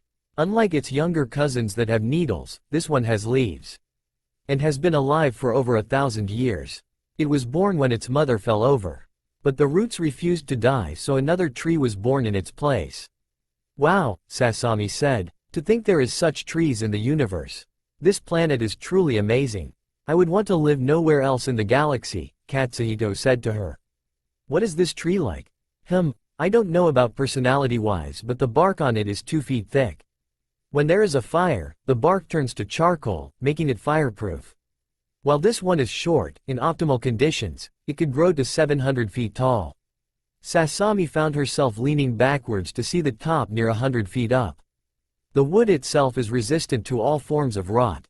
The reason I know this tree grew from an old one is because I found the old log, still as solid as ever, even after 700 years of resting in the river. I think such a determined to live tree would be better for charms. Thank you, grandfather, Sasami said with a bow. As he walked away, she went up to the tree to look for a knoll or branch that was ready to come off. She was humming to herself as she looked. Here is a good one, she said. She started to make another charm when she heard someone walking over to her. Looking up, she didn't recognize him. The man had a scar on the left side of his face and carried a plasma pistol in his holster. He was from space. Sasami? I am Captain Jiller. I'm here to take you and your sister home. Really? That is great. Can you let me finish this first?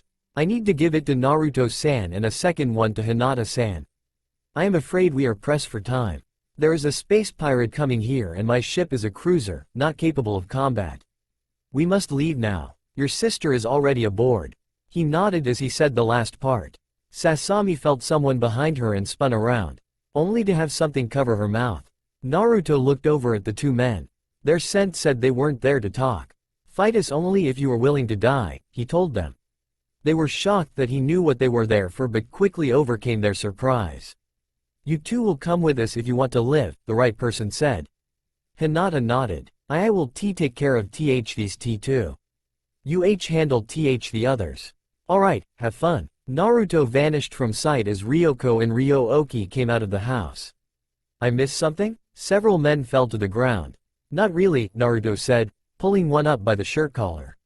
Why are you here? We were hired to bring one of the princesses of Jiraiya to our employer. The sound of a glass shattering signaled to the others that Ayeka heard what he said. Sasami, where are you? I just left her by the red wood, Katsuhito said. Where is your ship? Wouldn't you like to know? The man swallowed something in his throat. But, I'm not going to be alive to tell you. Good luck, Foxboy.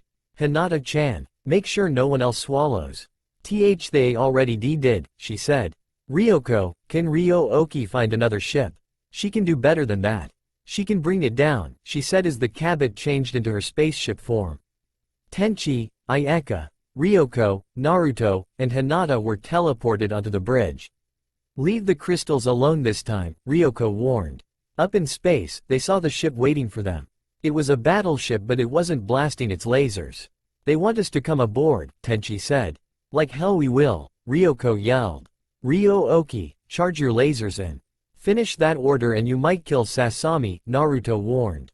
And go into docking procedures, she finished, more than a little deflated. As they came up to the ship, the docking hold opened to let them in.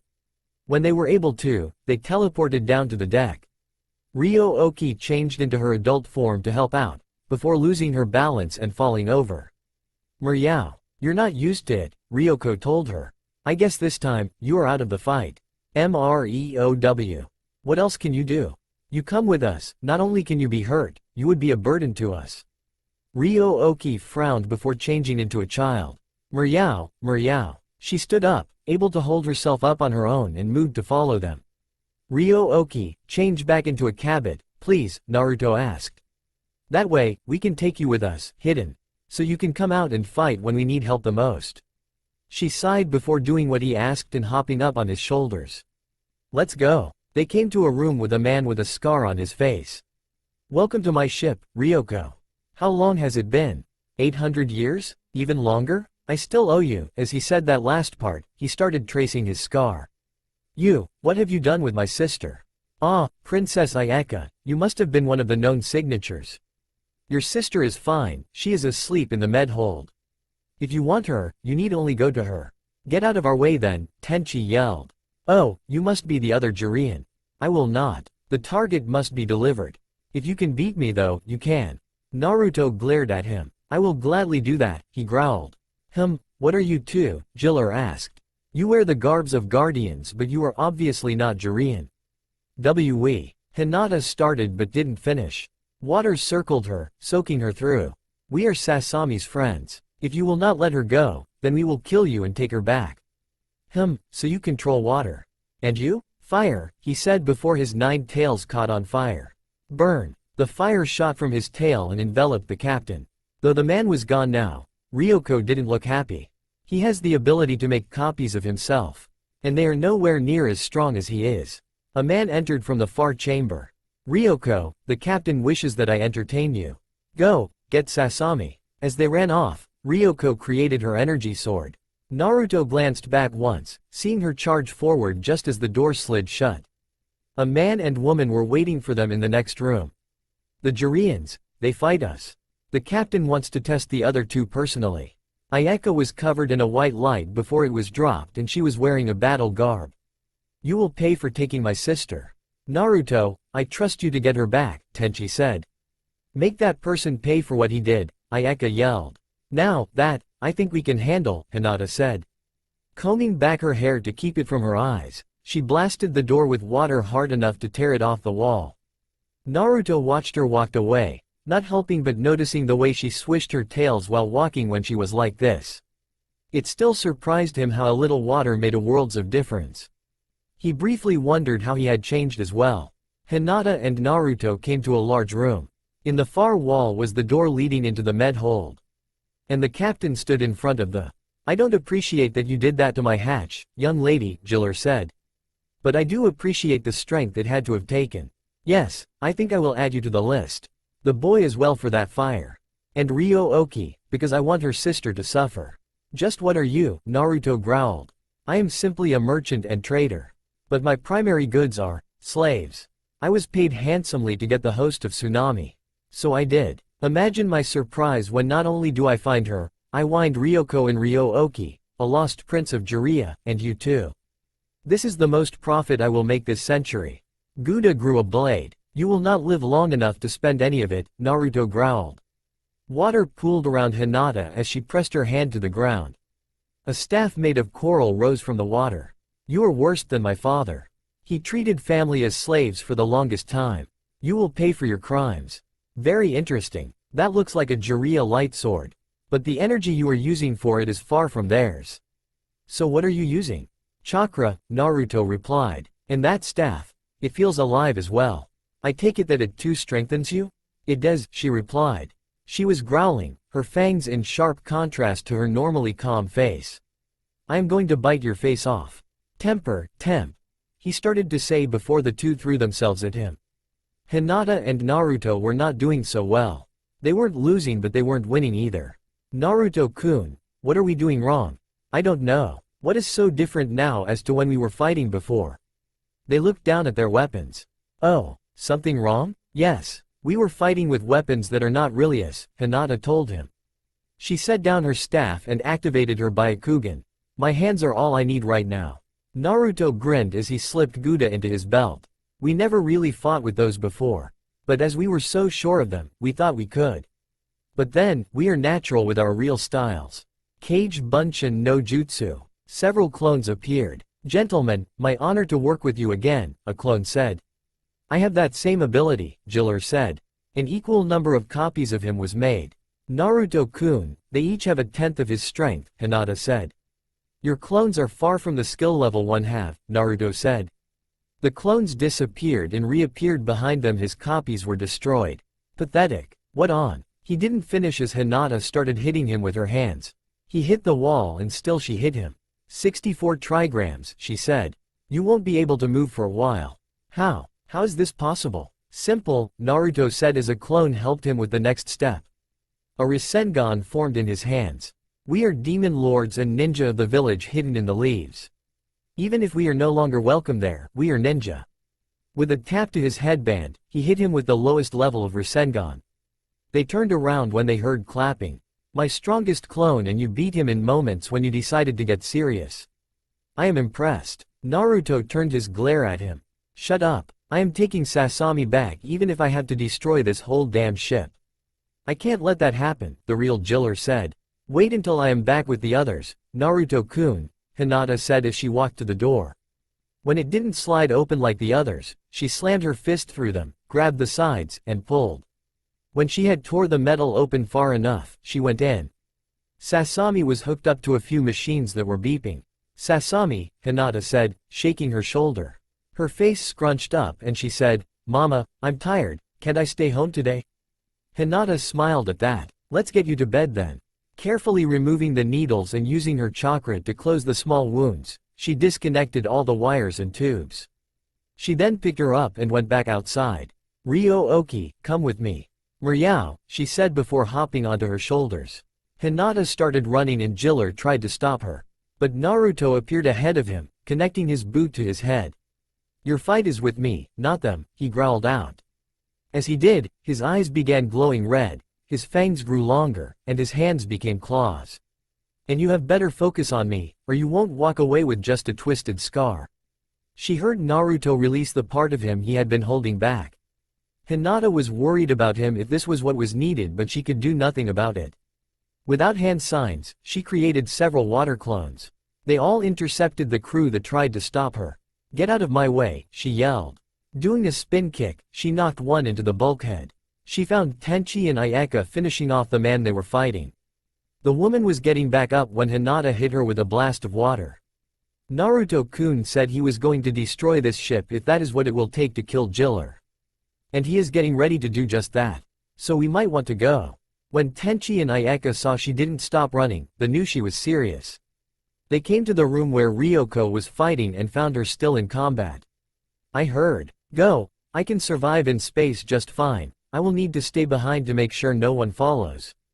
A Ryo-oki crystal appeared and changed into her girl form. Miryao. Her energy sword appeared in her hands, looking quite out of place. No, go with them. Ryo-oki shook her head and pushed Hinata forward. When they were in the docking bay, the original Ryo-oki changed into her ship form. The Ryo-oki with her sister was afraid. She knew she was no use in combat yet. But she had to help. Meow, Miryao. That might work, Ryoko replied. Go ahead. She created an energy blast and shot it at the guy. He saw Ryo-oki lift her sword over her head and point the blade downwards. No. She pushed it through the hull and tore it to the side. Ryo-oki and Ryoko just grinned as they stood there as if the air in the room wasn't being pulled out. The person they were fighting had no such luck. That is going to leave a stain, Ryoko commented, looking at the freezing blood. Well, we should go make sure our little Naruto-kun. An explosion came from another part of the ship. Alarms went off, giving the abandoned ship signal. And they are going to have to go though here too, she commented. The two phased through the wall to go get Naruto. They found him clawing his way back down a corridor, the far end missing. The shields had come up to prevent anyone else from flying out and to retain air in the ship. But Naruto was still blue in the face from the lack of oxygen. Ryo-oki? Mreow. She changed into a ship, further tearing the ship apart, and teleported Naruto and Ryoko into her. Meow. Once again, you have my thanks, Lord Naruto, Ayaka said with a bow. Really you don't have. I do, what you have done can never be repaid but I must try. Lady Ayaka. Hinata started to say. You as well, Lady Hinata. I am in department to the both of you. Honestly, you don't have to say that, isn't that what a guardian does, Naruto said. Huh? I asked Sasami just who the original Izaka and Kamadake were and she told me. I felt so honored that she would give me his clothing that I offered to be her guardian. ID did as W well, Hinata said. ANEP person N Naruto-kun believes should be PR protected, IW will. I know my sister is in the best of hands then, Ayaka said, again with a bow. I am even more in your department. The two just sighed. Tsunade sighed as she finished off another bottle. She felt tired now. Like she really was her age. She could only blame it on one thing. Naruto was no longer there saying how much he wanted her job. She sighed, at least she knew he was alive and alright. She had gotten a private message from the new case cage saying that he believed Naruto had faked his death. Moreover, Hinata had gone to find him. Tsunade had been really worried when she went missing but that message put her mind at ease. But only on that matter. She had more to spare now. Sasuke was not being cooperative. He had repeatedly tried to leave Konoha but the detachment of Anbu that were to protect him made sure he stayed this time. Then there was her apprentice, Sakura. She didn't know what to make of herself anymore. With Sasuke leaving and Naruto dying, after bringing him back to a thankless village, she no longer had the same footholds. Hiyashi was breathing down her neck to bring his daughter back. He didn't know where she was, just a few choice details she let him have. And finally Gaara. There was more to the letter he sent. And it wasn't exactly the best of news. First it contained both his and Hinata's express wish for the fact that Naruto had faked his death to be kept from everyone in the village but a very select few. Second, while he did not know where exactly Naruto was, he refused to tell her anything that might lead to the discovery of where he was. Finally, he put Konoha on notice. For driving out his first true friend, the truce between their villages was teetering on the breaking point. While he did not wish for open war, both of them knew there was other ways to hurt Konoha. Taking away customers is only the beginning. Banning Konoha goods and merchants would put a huge hurt on them. And it would only take them a few days at the most to find new suppliers. Konoha would take longer to find new buyers, much longer. Not to mention the produce they bought. Could they find a new buyer before those went bad? Tsunade would much prefer open warfare if the lives were not lost over political warfare. Had Suna taken that route in the first place, they would likely have crippled Konoha, economically, in little more than 5 years. Especially if they got their allies to help. Upon hearing from the case cage, Kumo had decided to strengthen their alliance with Suna over Konoha. Even now, she burned to find out just what did Gaara tell the Raikage that made this happen. Not that the Hyuga clan cared much. They were still more than a little sore over that incident. Hiyashi had finished with Shizune and had gone home, if the sound of his stomping was any sign. Tsunade had told him that she had offered Hinata an S-rank mission to find out more about the demon that killed Naruto and she had accepted. Apparently, she had not felt inclined to tell him about it. Probably because it might take as little as a month to even longer than 3 years. Or so Tsunade had told him. Of course, she had paid him Hinata's pay. But Hiyashi saw it as it was, compensation money. He saw that he wasn't likely to see his daughter again. Shizune stepped into the office. What did I say about drinking, before the... It already is done. Tsunade-sama, what is wrong? Must you even ask? I miss him and I want him back. Even paperwork is better than thinking about him. To think so much hatred is here to force him to leave all that he cares for. It was his decision. I am kind of surprised he did not make it sooner, if the stories of his treatment are even half true. Tsunade dropped her head even more. If I had been here, I could have prevented that. Shizune frowned. If my aunt had a beard, she would be my uncle. What good does if do? All we can do is move forward. Maybe Naruto will come back on his own and bring Hinata with him. Maybe a team will find him and bring them back. Or maybe we will never see him again. But no matter the outcome, we should feel lucky that we met him.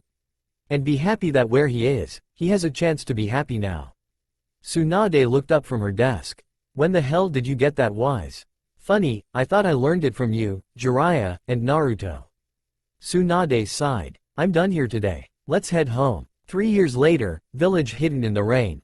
So, we can finally get back to it, Deidara asked. Looks like, Sasori said to his partner. Itachi, what has you so quiet? Problems with the Nine Tails? He died. You could have heard a pin drop on grass in that silence. Deidara cleared his throat. Well, if you are going to drop your bad news, so am I. Isanade is no longer of this world as well. Well, that is not good, came the hopeful new member, Toby. 2 of the Biju dead? However are we going to complete our plans then? Pain looked at them. What exactly happened? I do not know, Itachi said. I kept watch on the little brat and saw what happened, Zetsu said. Damn, that was one hell of a surprise. Just wait till you hear what happened, Itachi. We should tell the whole thing, not just the exciting parts.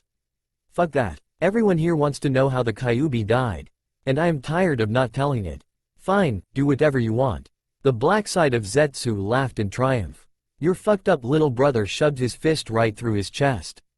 The Kyuubi brat was dying when all of a sudden, the seal on his stomach faded and these fox ears and tails sprouted from him. The look on both of their faces was priceless. The Kyuubi was crying for a lost friend even as he slammed the other brat into the canyon wall. The look on your brother's face at seeing him still alive was even better. Skipping how much he enjoyed that, the white half said. He went back to his village, bringing everyone on his team back, hurt but alive. And the people of his village showed they are more fucked up than even me. The dark half laughed while the other side sighed. They called him a demon and threw rocks at him. He must have had enough because he tore off his headband and threw it into the shoulder of one of the ninja that was there, nearly taking it off. He retrieved his things from his home and left Konoha. We tried to follow him as fast as we could but his speed was too much for even us. We found him fighting in the canyon against some sort of demon. And the stupid bastards from Konoha showed up just in time to see him get blown up. Nothing was left but a tail. And even that didn't last long, it burned up and disappeared. For the love of Kami, will you stop interrupting me? Don't forget to tell them the best part. Don't forget about Iso. Shut the hell up. The other members were growing tired of this display and were about ready to kill him. Anyway, I waited to see if the brat just did it to get away from the village. And what I saw was quite interesting. This involves you, Deidara. Isanade showed up with the one-tailed and a Hyuga woman. What my counterpart was referring to is when the 3 tails brought the woman to his face. Words were exchanged and he made her the 3 tails. She grew 3 shark tail fins.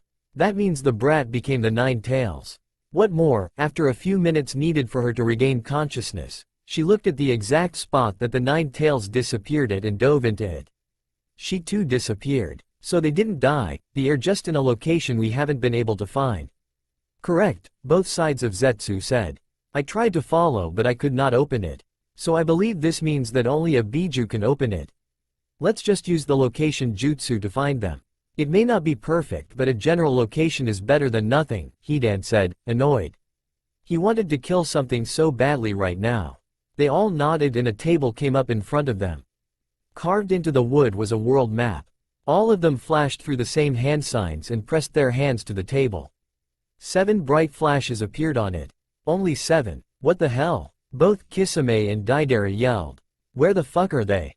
It seems Naruto did not just want to leave his village, Conan said. But leave this world as well. And the 3 tails followed him. They are as good as dead unless we can figure out what had happened and how to find them. Kakuzu frowned, we cannot complete it until we can get them. And to even put the 1 tail in without completing the sequence. We'll destroy it, Pain finished. We have no choice, until we can find them. The 1 tails and 2 tails will be left alone. Itachi, Kisame, Deidara, Sasori, And Toby, find them. Do what you have to. Not that I would hope for such a thing, Toby said as they walked away, but if one of you die, can I have your spot? One more word, and I will kill you, Deidara warned. How? By explosion. He glared at the masked ninja. No, by art. Boom. Present time. Earth. Masaki shine. Naruto yawned the next morning as he stood up and dressed. He was pulling his shirt down and tying the cloak in place when his nose caught the most wonderful scent in the world, next to Hinata-chan's. Ramen. A small, contained tornado ripped through that house, tossing objects as well as people out of the way as it moved to the kitchen and the cook. One moment, Sasami was stirring the noodles, the next, she had been pulled into a spine-popping hug by 2 arms and 9 furry tails. Thank you, thank you, thank you.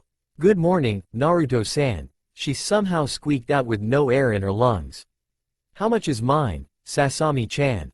I need air. Naruto let her go and kept bouncing from one leg to the other. The whole pot is for you. Naruto about jumped in the air from joy, grabbed a fork, and was going to eat it straight from the pot. After I finish it, Naruto. It isn't done cooking and the soup isn't finished. Naruto groaned as he hung his head and all of his tails went limp. He went and sat down at the table. His mind went to what happened yesterday. Both him destroying that ship and what Jiller said to him. I was paid handsomely to get the host of Tsunami. Is Sasami a Jinchuriki as well? Naruto wondered. He wanted to ask Sasami but couldn't. She was only a child, what if she didn't know? Then she might see herself as a demon as well. He chuckled at that. But then, her 2 guardians were demons and she takes it rather well. Maybe I'll just start with who Tsunami is. But I'll ask Ayaka. Hinata had smelled ramen before and thought it smelled and tasted good. But she was by no means as big of a lover for it as Naruto. So she had no idea why her stomach suddenly said she had to have it now. That morning, a second tornado ran through the Masaki house. She stopped at the table just as Sasami set the pot down for them. Smiling like a lunatic, she grabbed a bowl and the ladle and helped herself. When Naruto accidentally growled at her for touching his food, she growled back. Before they both slapped a hand over their mouths. Gomen, Hinata-chan, Naruto said. I don't know what came over me.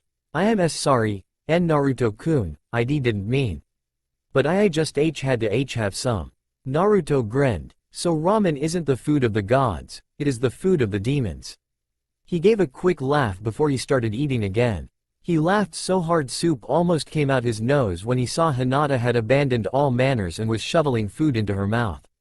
It quickly became a contest to eat faster between the two so they could have the most. Tenchi was standing mid-step, still in the position he was in when he first saw them. Are they even tasting it? I wonder what that smell is, Ryoko said, walking in.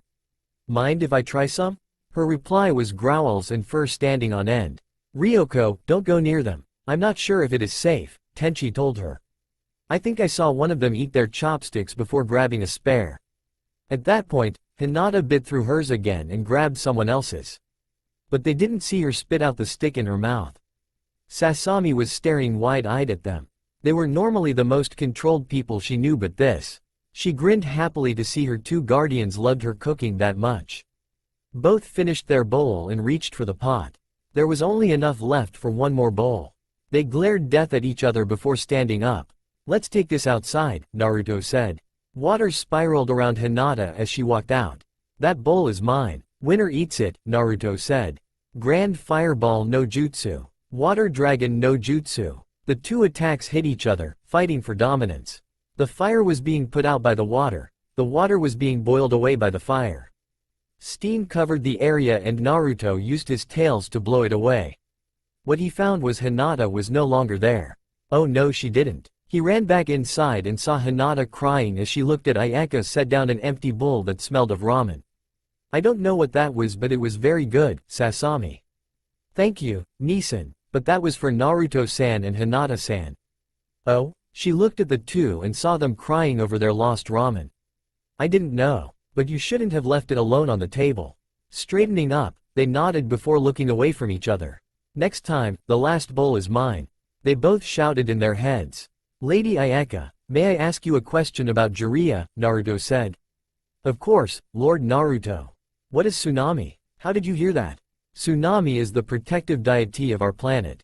She has been very kind to us and gave us the most beautiful planet in the universe. Although Earth is her rival. Does that satisfy your question? It does. But what does she have to do with Sasami? She gave the royal Jirean family their powers. Sasami hasn't awoken hers yet, but in time, Tsunami will give her her abilities. Naruto nodded. Maybe I misunderstood him. By the way, have you ever heard of the term, Jinchuriki? No, I am afraid not. My thanks for your time, Lady Ayeka. Naruto-san, may I ask something of you and Hinata-san, Tenchi's grandfather said. Of course, Naruto replied.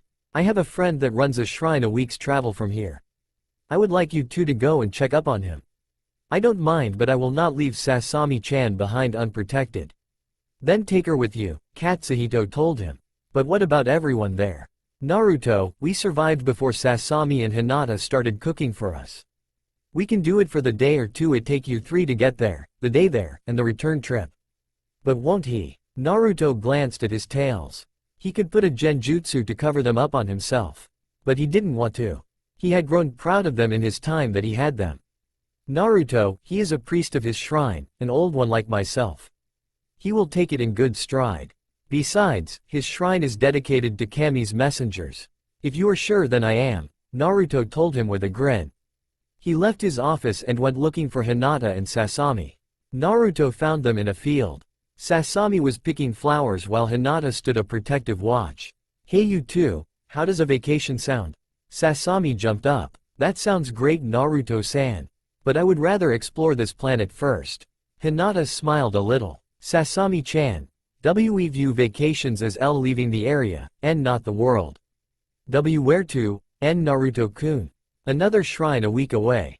Katsuhito asked me to check up on his friend over there. And I thought this would be an excellent time to see our new home a little.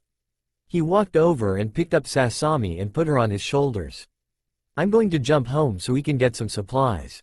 Ready? Sasami nodded, wrapping her hands around his forehead. She felt his forehead protector under her arm. Unlike Hinata-san's, it did not have a symbol on it. Just the metal plate. The next moment, Naruto jumped into the air. Whoa! By that evening, Naruto and Hinata stopped their ninja run and sat down atop of a peak of one of the low-lying mountains of the area. Sasami stood on her feet all of 2 seconds before stumbling. That was very fun, she said, a little dizzy. The next day, found the three in a very good mood. Tell everybody I'm on my way. New friends and new places to see. With blue skies ahead, yes I'm on my way, and there's no place I'd rather be. The Kyuubi was singing to keep the high spirits up. Tell everybody I'm on my way. And I'm loving every step I take. With the sun beating down, yes, I'm on my way. And I can't keep this smile off my face. Naruto, Hinata, and Sasami arrived to find the shrine was throwing a celebration. The two smiled at their good luck. Everywhere there were people in costumes. They walked out into the street and sent Sasami down. Naruto walked down and noticed so many things that made him wonder. The best of it was that no one was glaring at him. He almost tripped when he felt something soft and furry rub his legs. Looking down, he smiled when he saw a fox kit looking up at him. Now what are you doing here? This celebration welcomes foxes, Lord, the kid said, very politely. I am surprised that you decided to visit as well. Naruto picked the little girl up and showed her to Sasami. Cute, no? She is precious. May I pet her? The kid nodded and found herself being cuddled. What is her name? Ryer, Naruto supplied, scratching her ears. The temple is just up the road, we can go there and then enjoy the fair. Naruto's head came over the top step on the stairs and his jaw dropped. It was a temple dedicated to 9-tailed foxes. Hinata-chan, you will not believe this. She giggled when she saw it. Spying a priest, she went over to him. Excuse me, sir, may I ask you a Q question? You may. You are supposed to be Icinate of water, are you not? Hinata froze for a moment then realized he was talking about her costume. Why yes. Is High P Priest Yahiko H here? Yes. He is in his study right now. I am afraid he is sad that we must close the shrine down.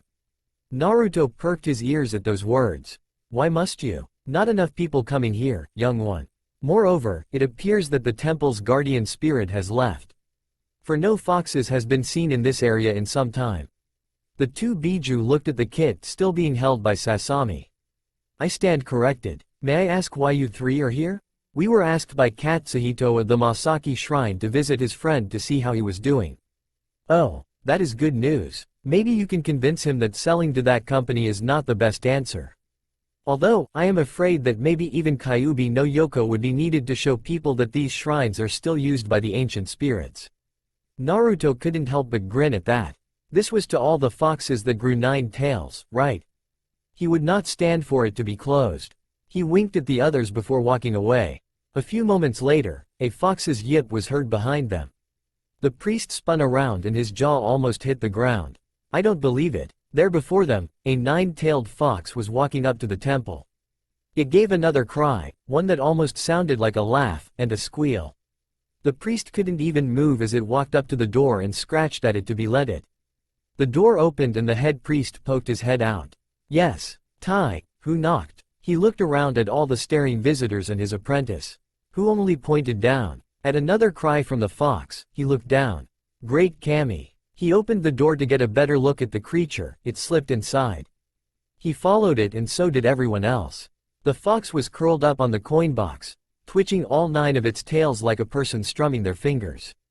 Mommy, is that a real fox? A little girl asked her mom. A really bold child went up and pet the fox. The fox leaned his head against it, giving a satisfied laugh-like cry. Tai went up to Yahiko. Sir, what does this mean? If a 9-tails itself wants to settle here, that would be the greatest blessing this shrine would have received in years. But too many wheels are moving already. This is the last celebration of this shrine. The fox gave a disapproving snarl, something that sounded like the combination of a cat's hiss and a growl. Maybe relocate the shrine then, someone offered. Such a suitable location would be hard to find, Yahiko replied. The boy was still petting the fox. Dad, can we keep him?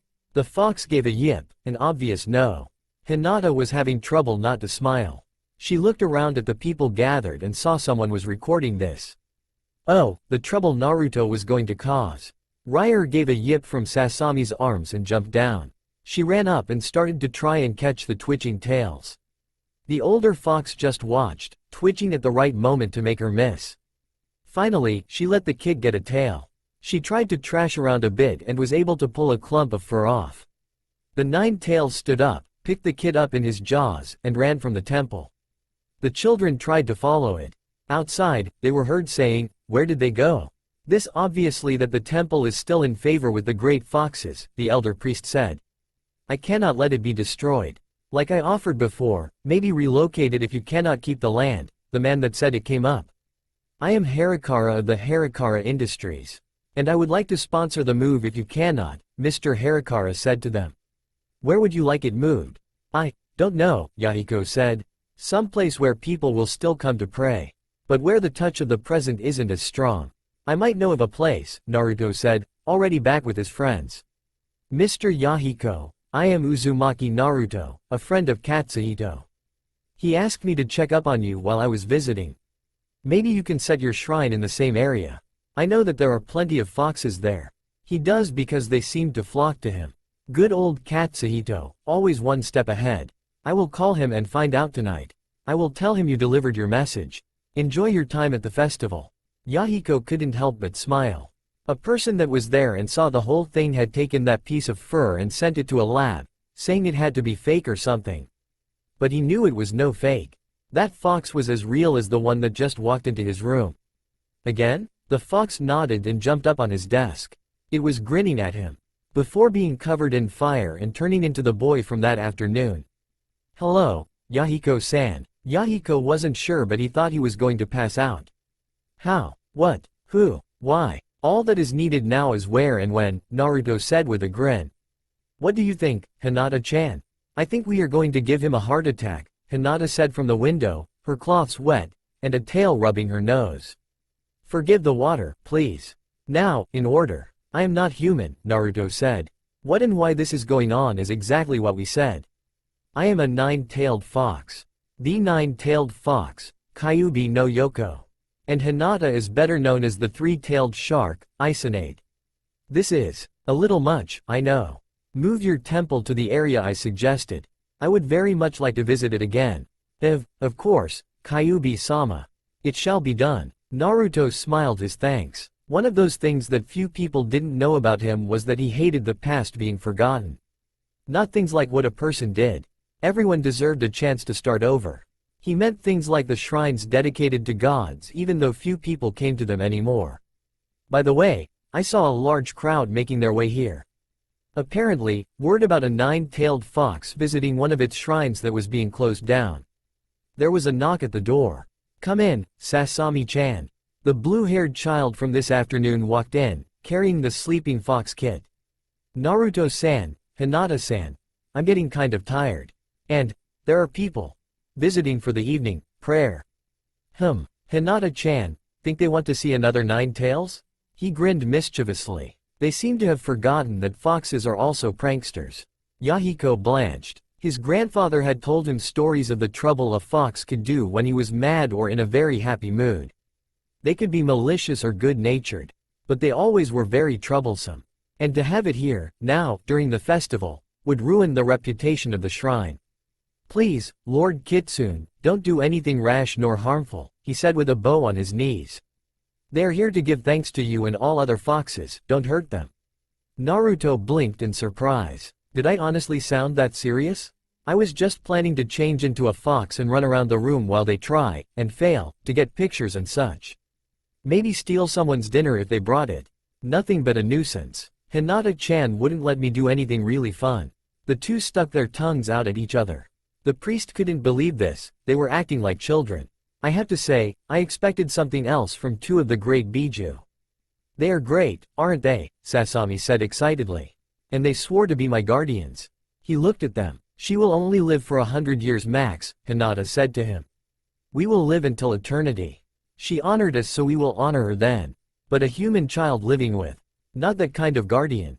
We haven't adopted her," Naruto said. "She is of forgotten royal blood. This is Princess Jiraiya Sasami of the Jiraiya clan.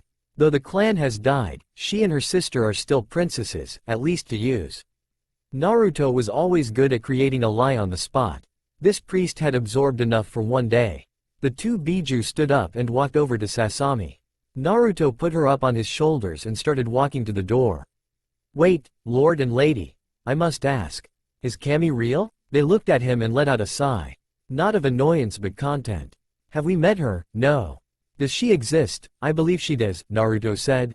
"In our lives, we have seen much that defies even our explanation. But yes, we can see the plan that formed them. Just not the result yet," Hinata finished. "We will see you soon, Yahiko-san." They walked out, leaving a stunned priest. "She? Kami is a woman?" The three walked into the night, with Naruto and Hinata singing Sasami to sleep. "Even those who are gone are with us as we go on. Your journey has only begun. Tears of pain, tears of joy. One thing nothing can destroy is our pride deep inside. We are one. We are one, you and I. We are like the endless sky. One family under the sun. All the wisdom to lead, all the courage that you need. You will find when you see we are one." So, Jiller not only failed to capture her, he got himself killed and his ship destroyed. Perhaps I overestimated him. Wouldn't you say so, Washu? The statue did not reply. No, the kitsune was not destroyed, it was taken down to the planet. Sensors read that the ship is flooded and is running a diagnostic on every available system. Now I wonder who did that? Could it be? Your daughters are not down there, could they? And with a full-blown dreadnought, the trouble they caused before will be nothing. The man pushed his glasses up further on his nose as a laugh escaped his lips. A red dot appeared on his monitor. "Oh, look, Washu. A galactic police officer is heading to the same planet. This, Earth. Registration. Isn't that a surprise? It appears it is Kuramitsu Mihishi. Your great, mortal granddaughter. Looks like Everone is showing up on this planet. Might as well make my appearance as well." Ryoko looked around and saw that no one was looking. She then went to the lake and stood on the water before dropping down below the surface. There, at the very bottom, shrunken to the size of a motorcycle, was the ship, Kitsune. Now let's take a look, shall we? Engine, functioning. Hull integrity, 75%. Expected time for repair with supplies is 28 galactic hours. I believe that is more than 2 days on Earth, Ryoko said to herself. So, scan for available raw materials. A beam of light filled the water, going into space. Scan complete, a computer voice said. Available materials in system will repair 53% of damages. Insufficient raw materials to complete repair. ROG. Use the debris and other things in orbit around the planet to do it then. Scanning. Enough refined materials for 272% repairs. Begin drawing in materials? The projection screen created two squares. One said, yes, while the other said, no. Ryoko pressed, yes. Drawing in materials now. Thank you, young lady, the merchant said as his ship started working again. Think nothing of it, sir, GP Officer Mihashi said to him. This will be enough to get you back onto trade routes and to be picked up by Galaxy police patrols. I have already sent the message that your ship is in needs of repairs and they will take you to headquarters to get them. I really am lucky that such a nice woman like you is working in this sector.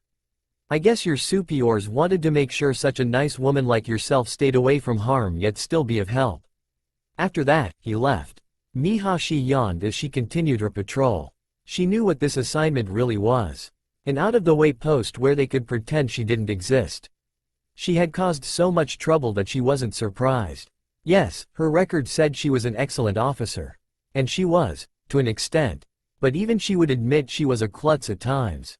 Is there anything else that needs my attention? She asked her ship AI. Despite this being just short of banishment, she still liked it out here and took it seriously.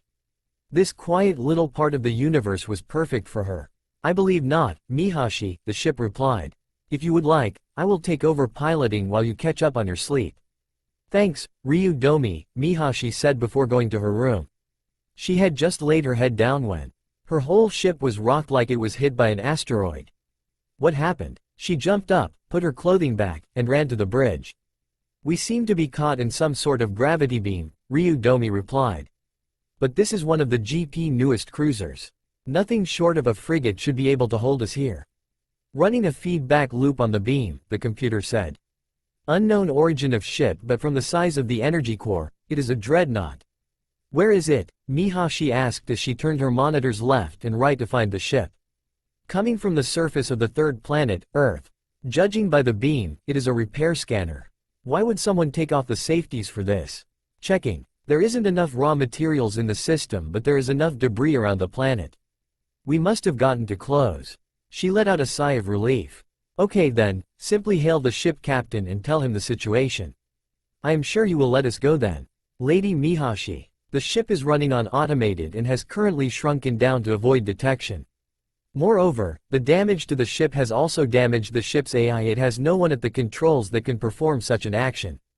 That is too bad. Nani. But we are going to die then. Not necessarily. It is possible to abandon ship when it has reached the high needed for the reduction process to take place. The pause will only be 5 seconds, but it will be long enough if timed correctly. The Ryu Domi came down to Earth and settled over a lake. At that instant, a hatch opened and the woman aboard jumped out, holding the core programming for her friend. Tenchi saw the ship stop and the woman jump. He ran to the lake to see if he could help her. But she didn't come back up. He dived into the water and began searching for her. He saw a flash of blonde and swam to it. Wrapping an arm around her chest, he started swimming back to the surface. As he did, more of the micrometeors entered the water. He was grateful that the ship was the only piece that size that came down. Reaching the shore, he set the woman on the sand. She was wearing a uniform.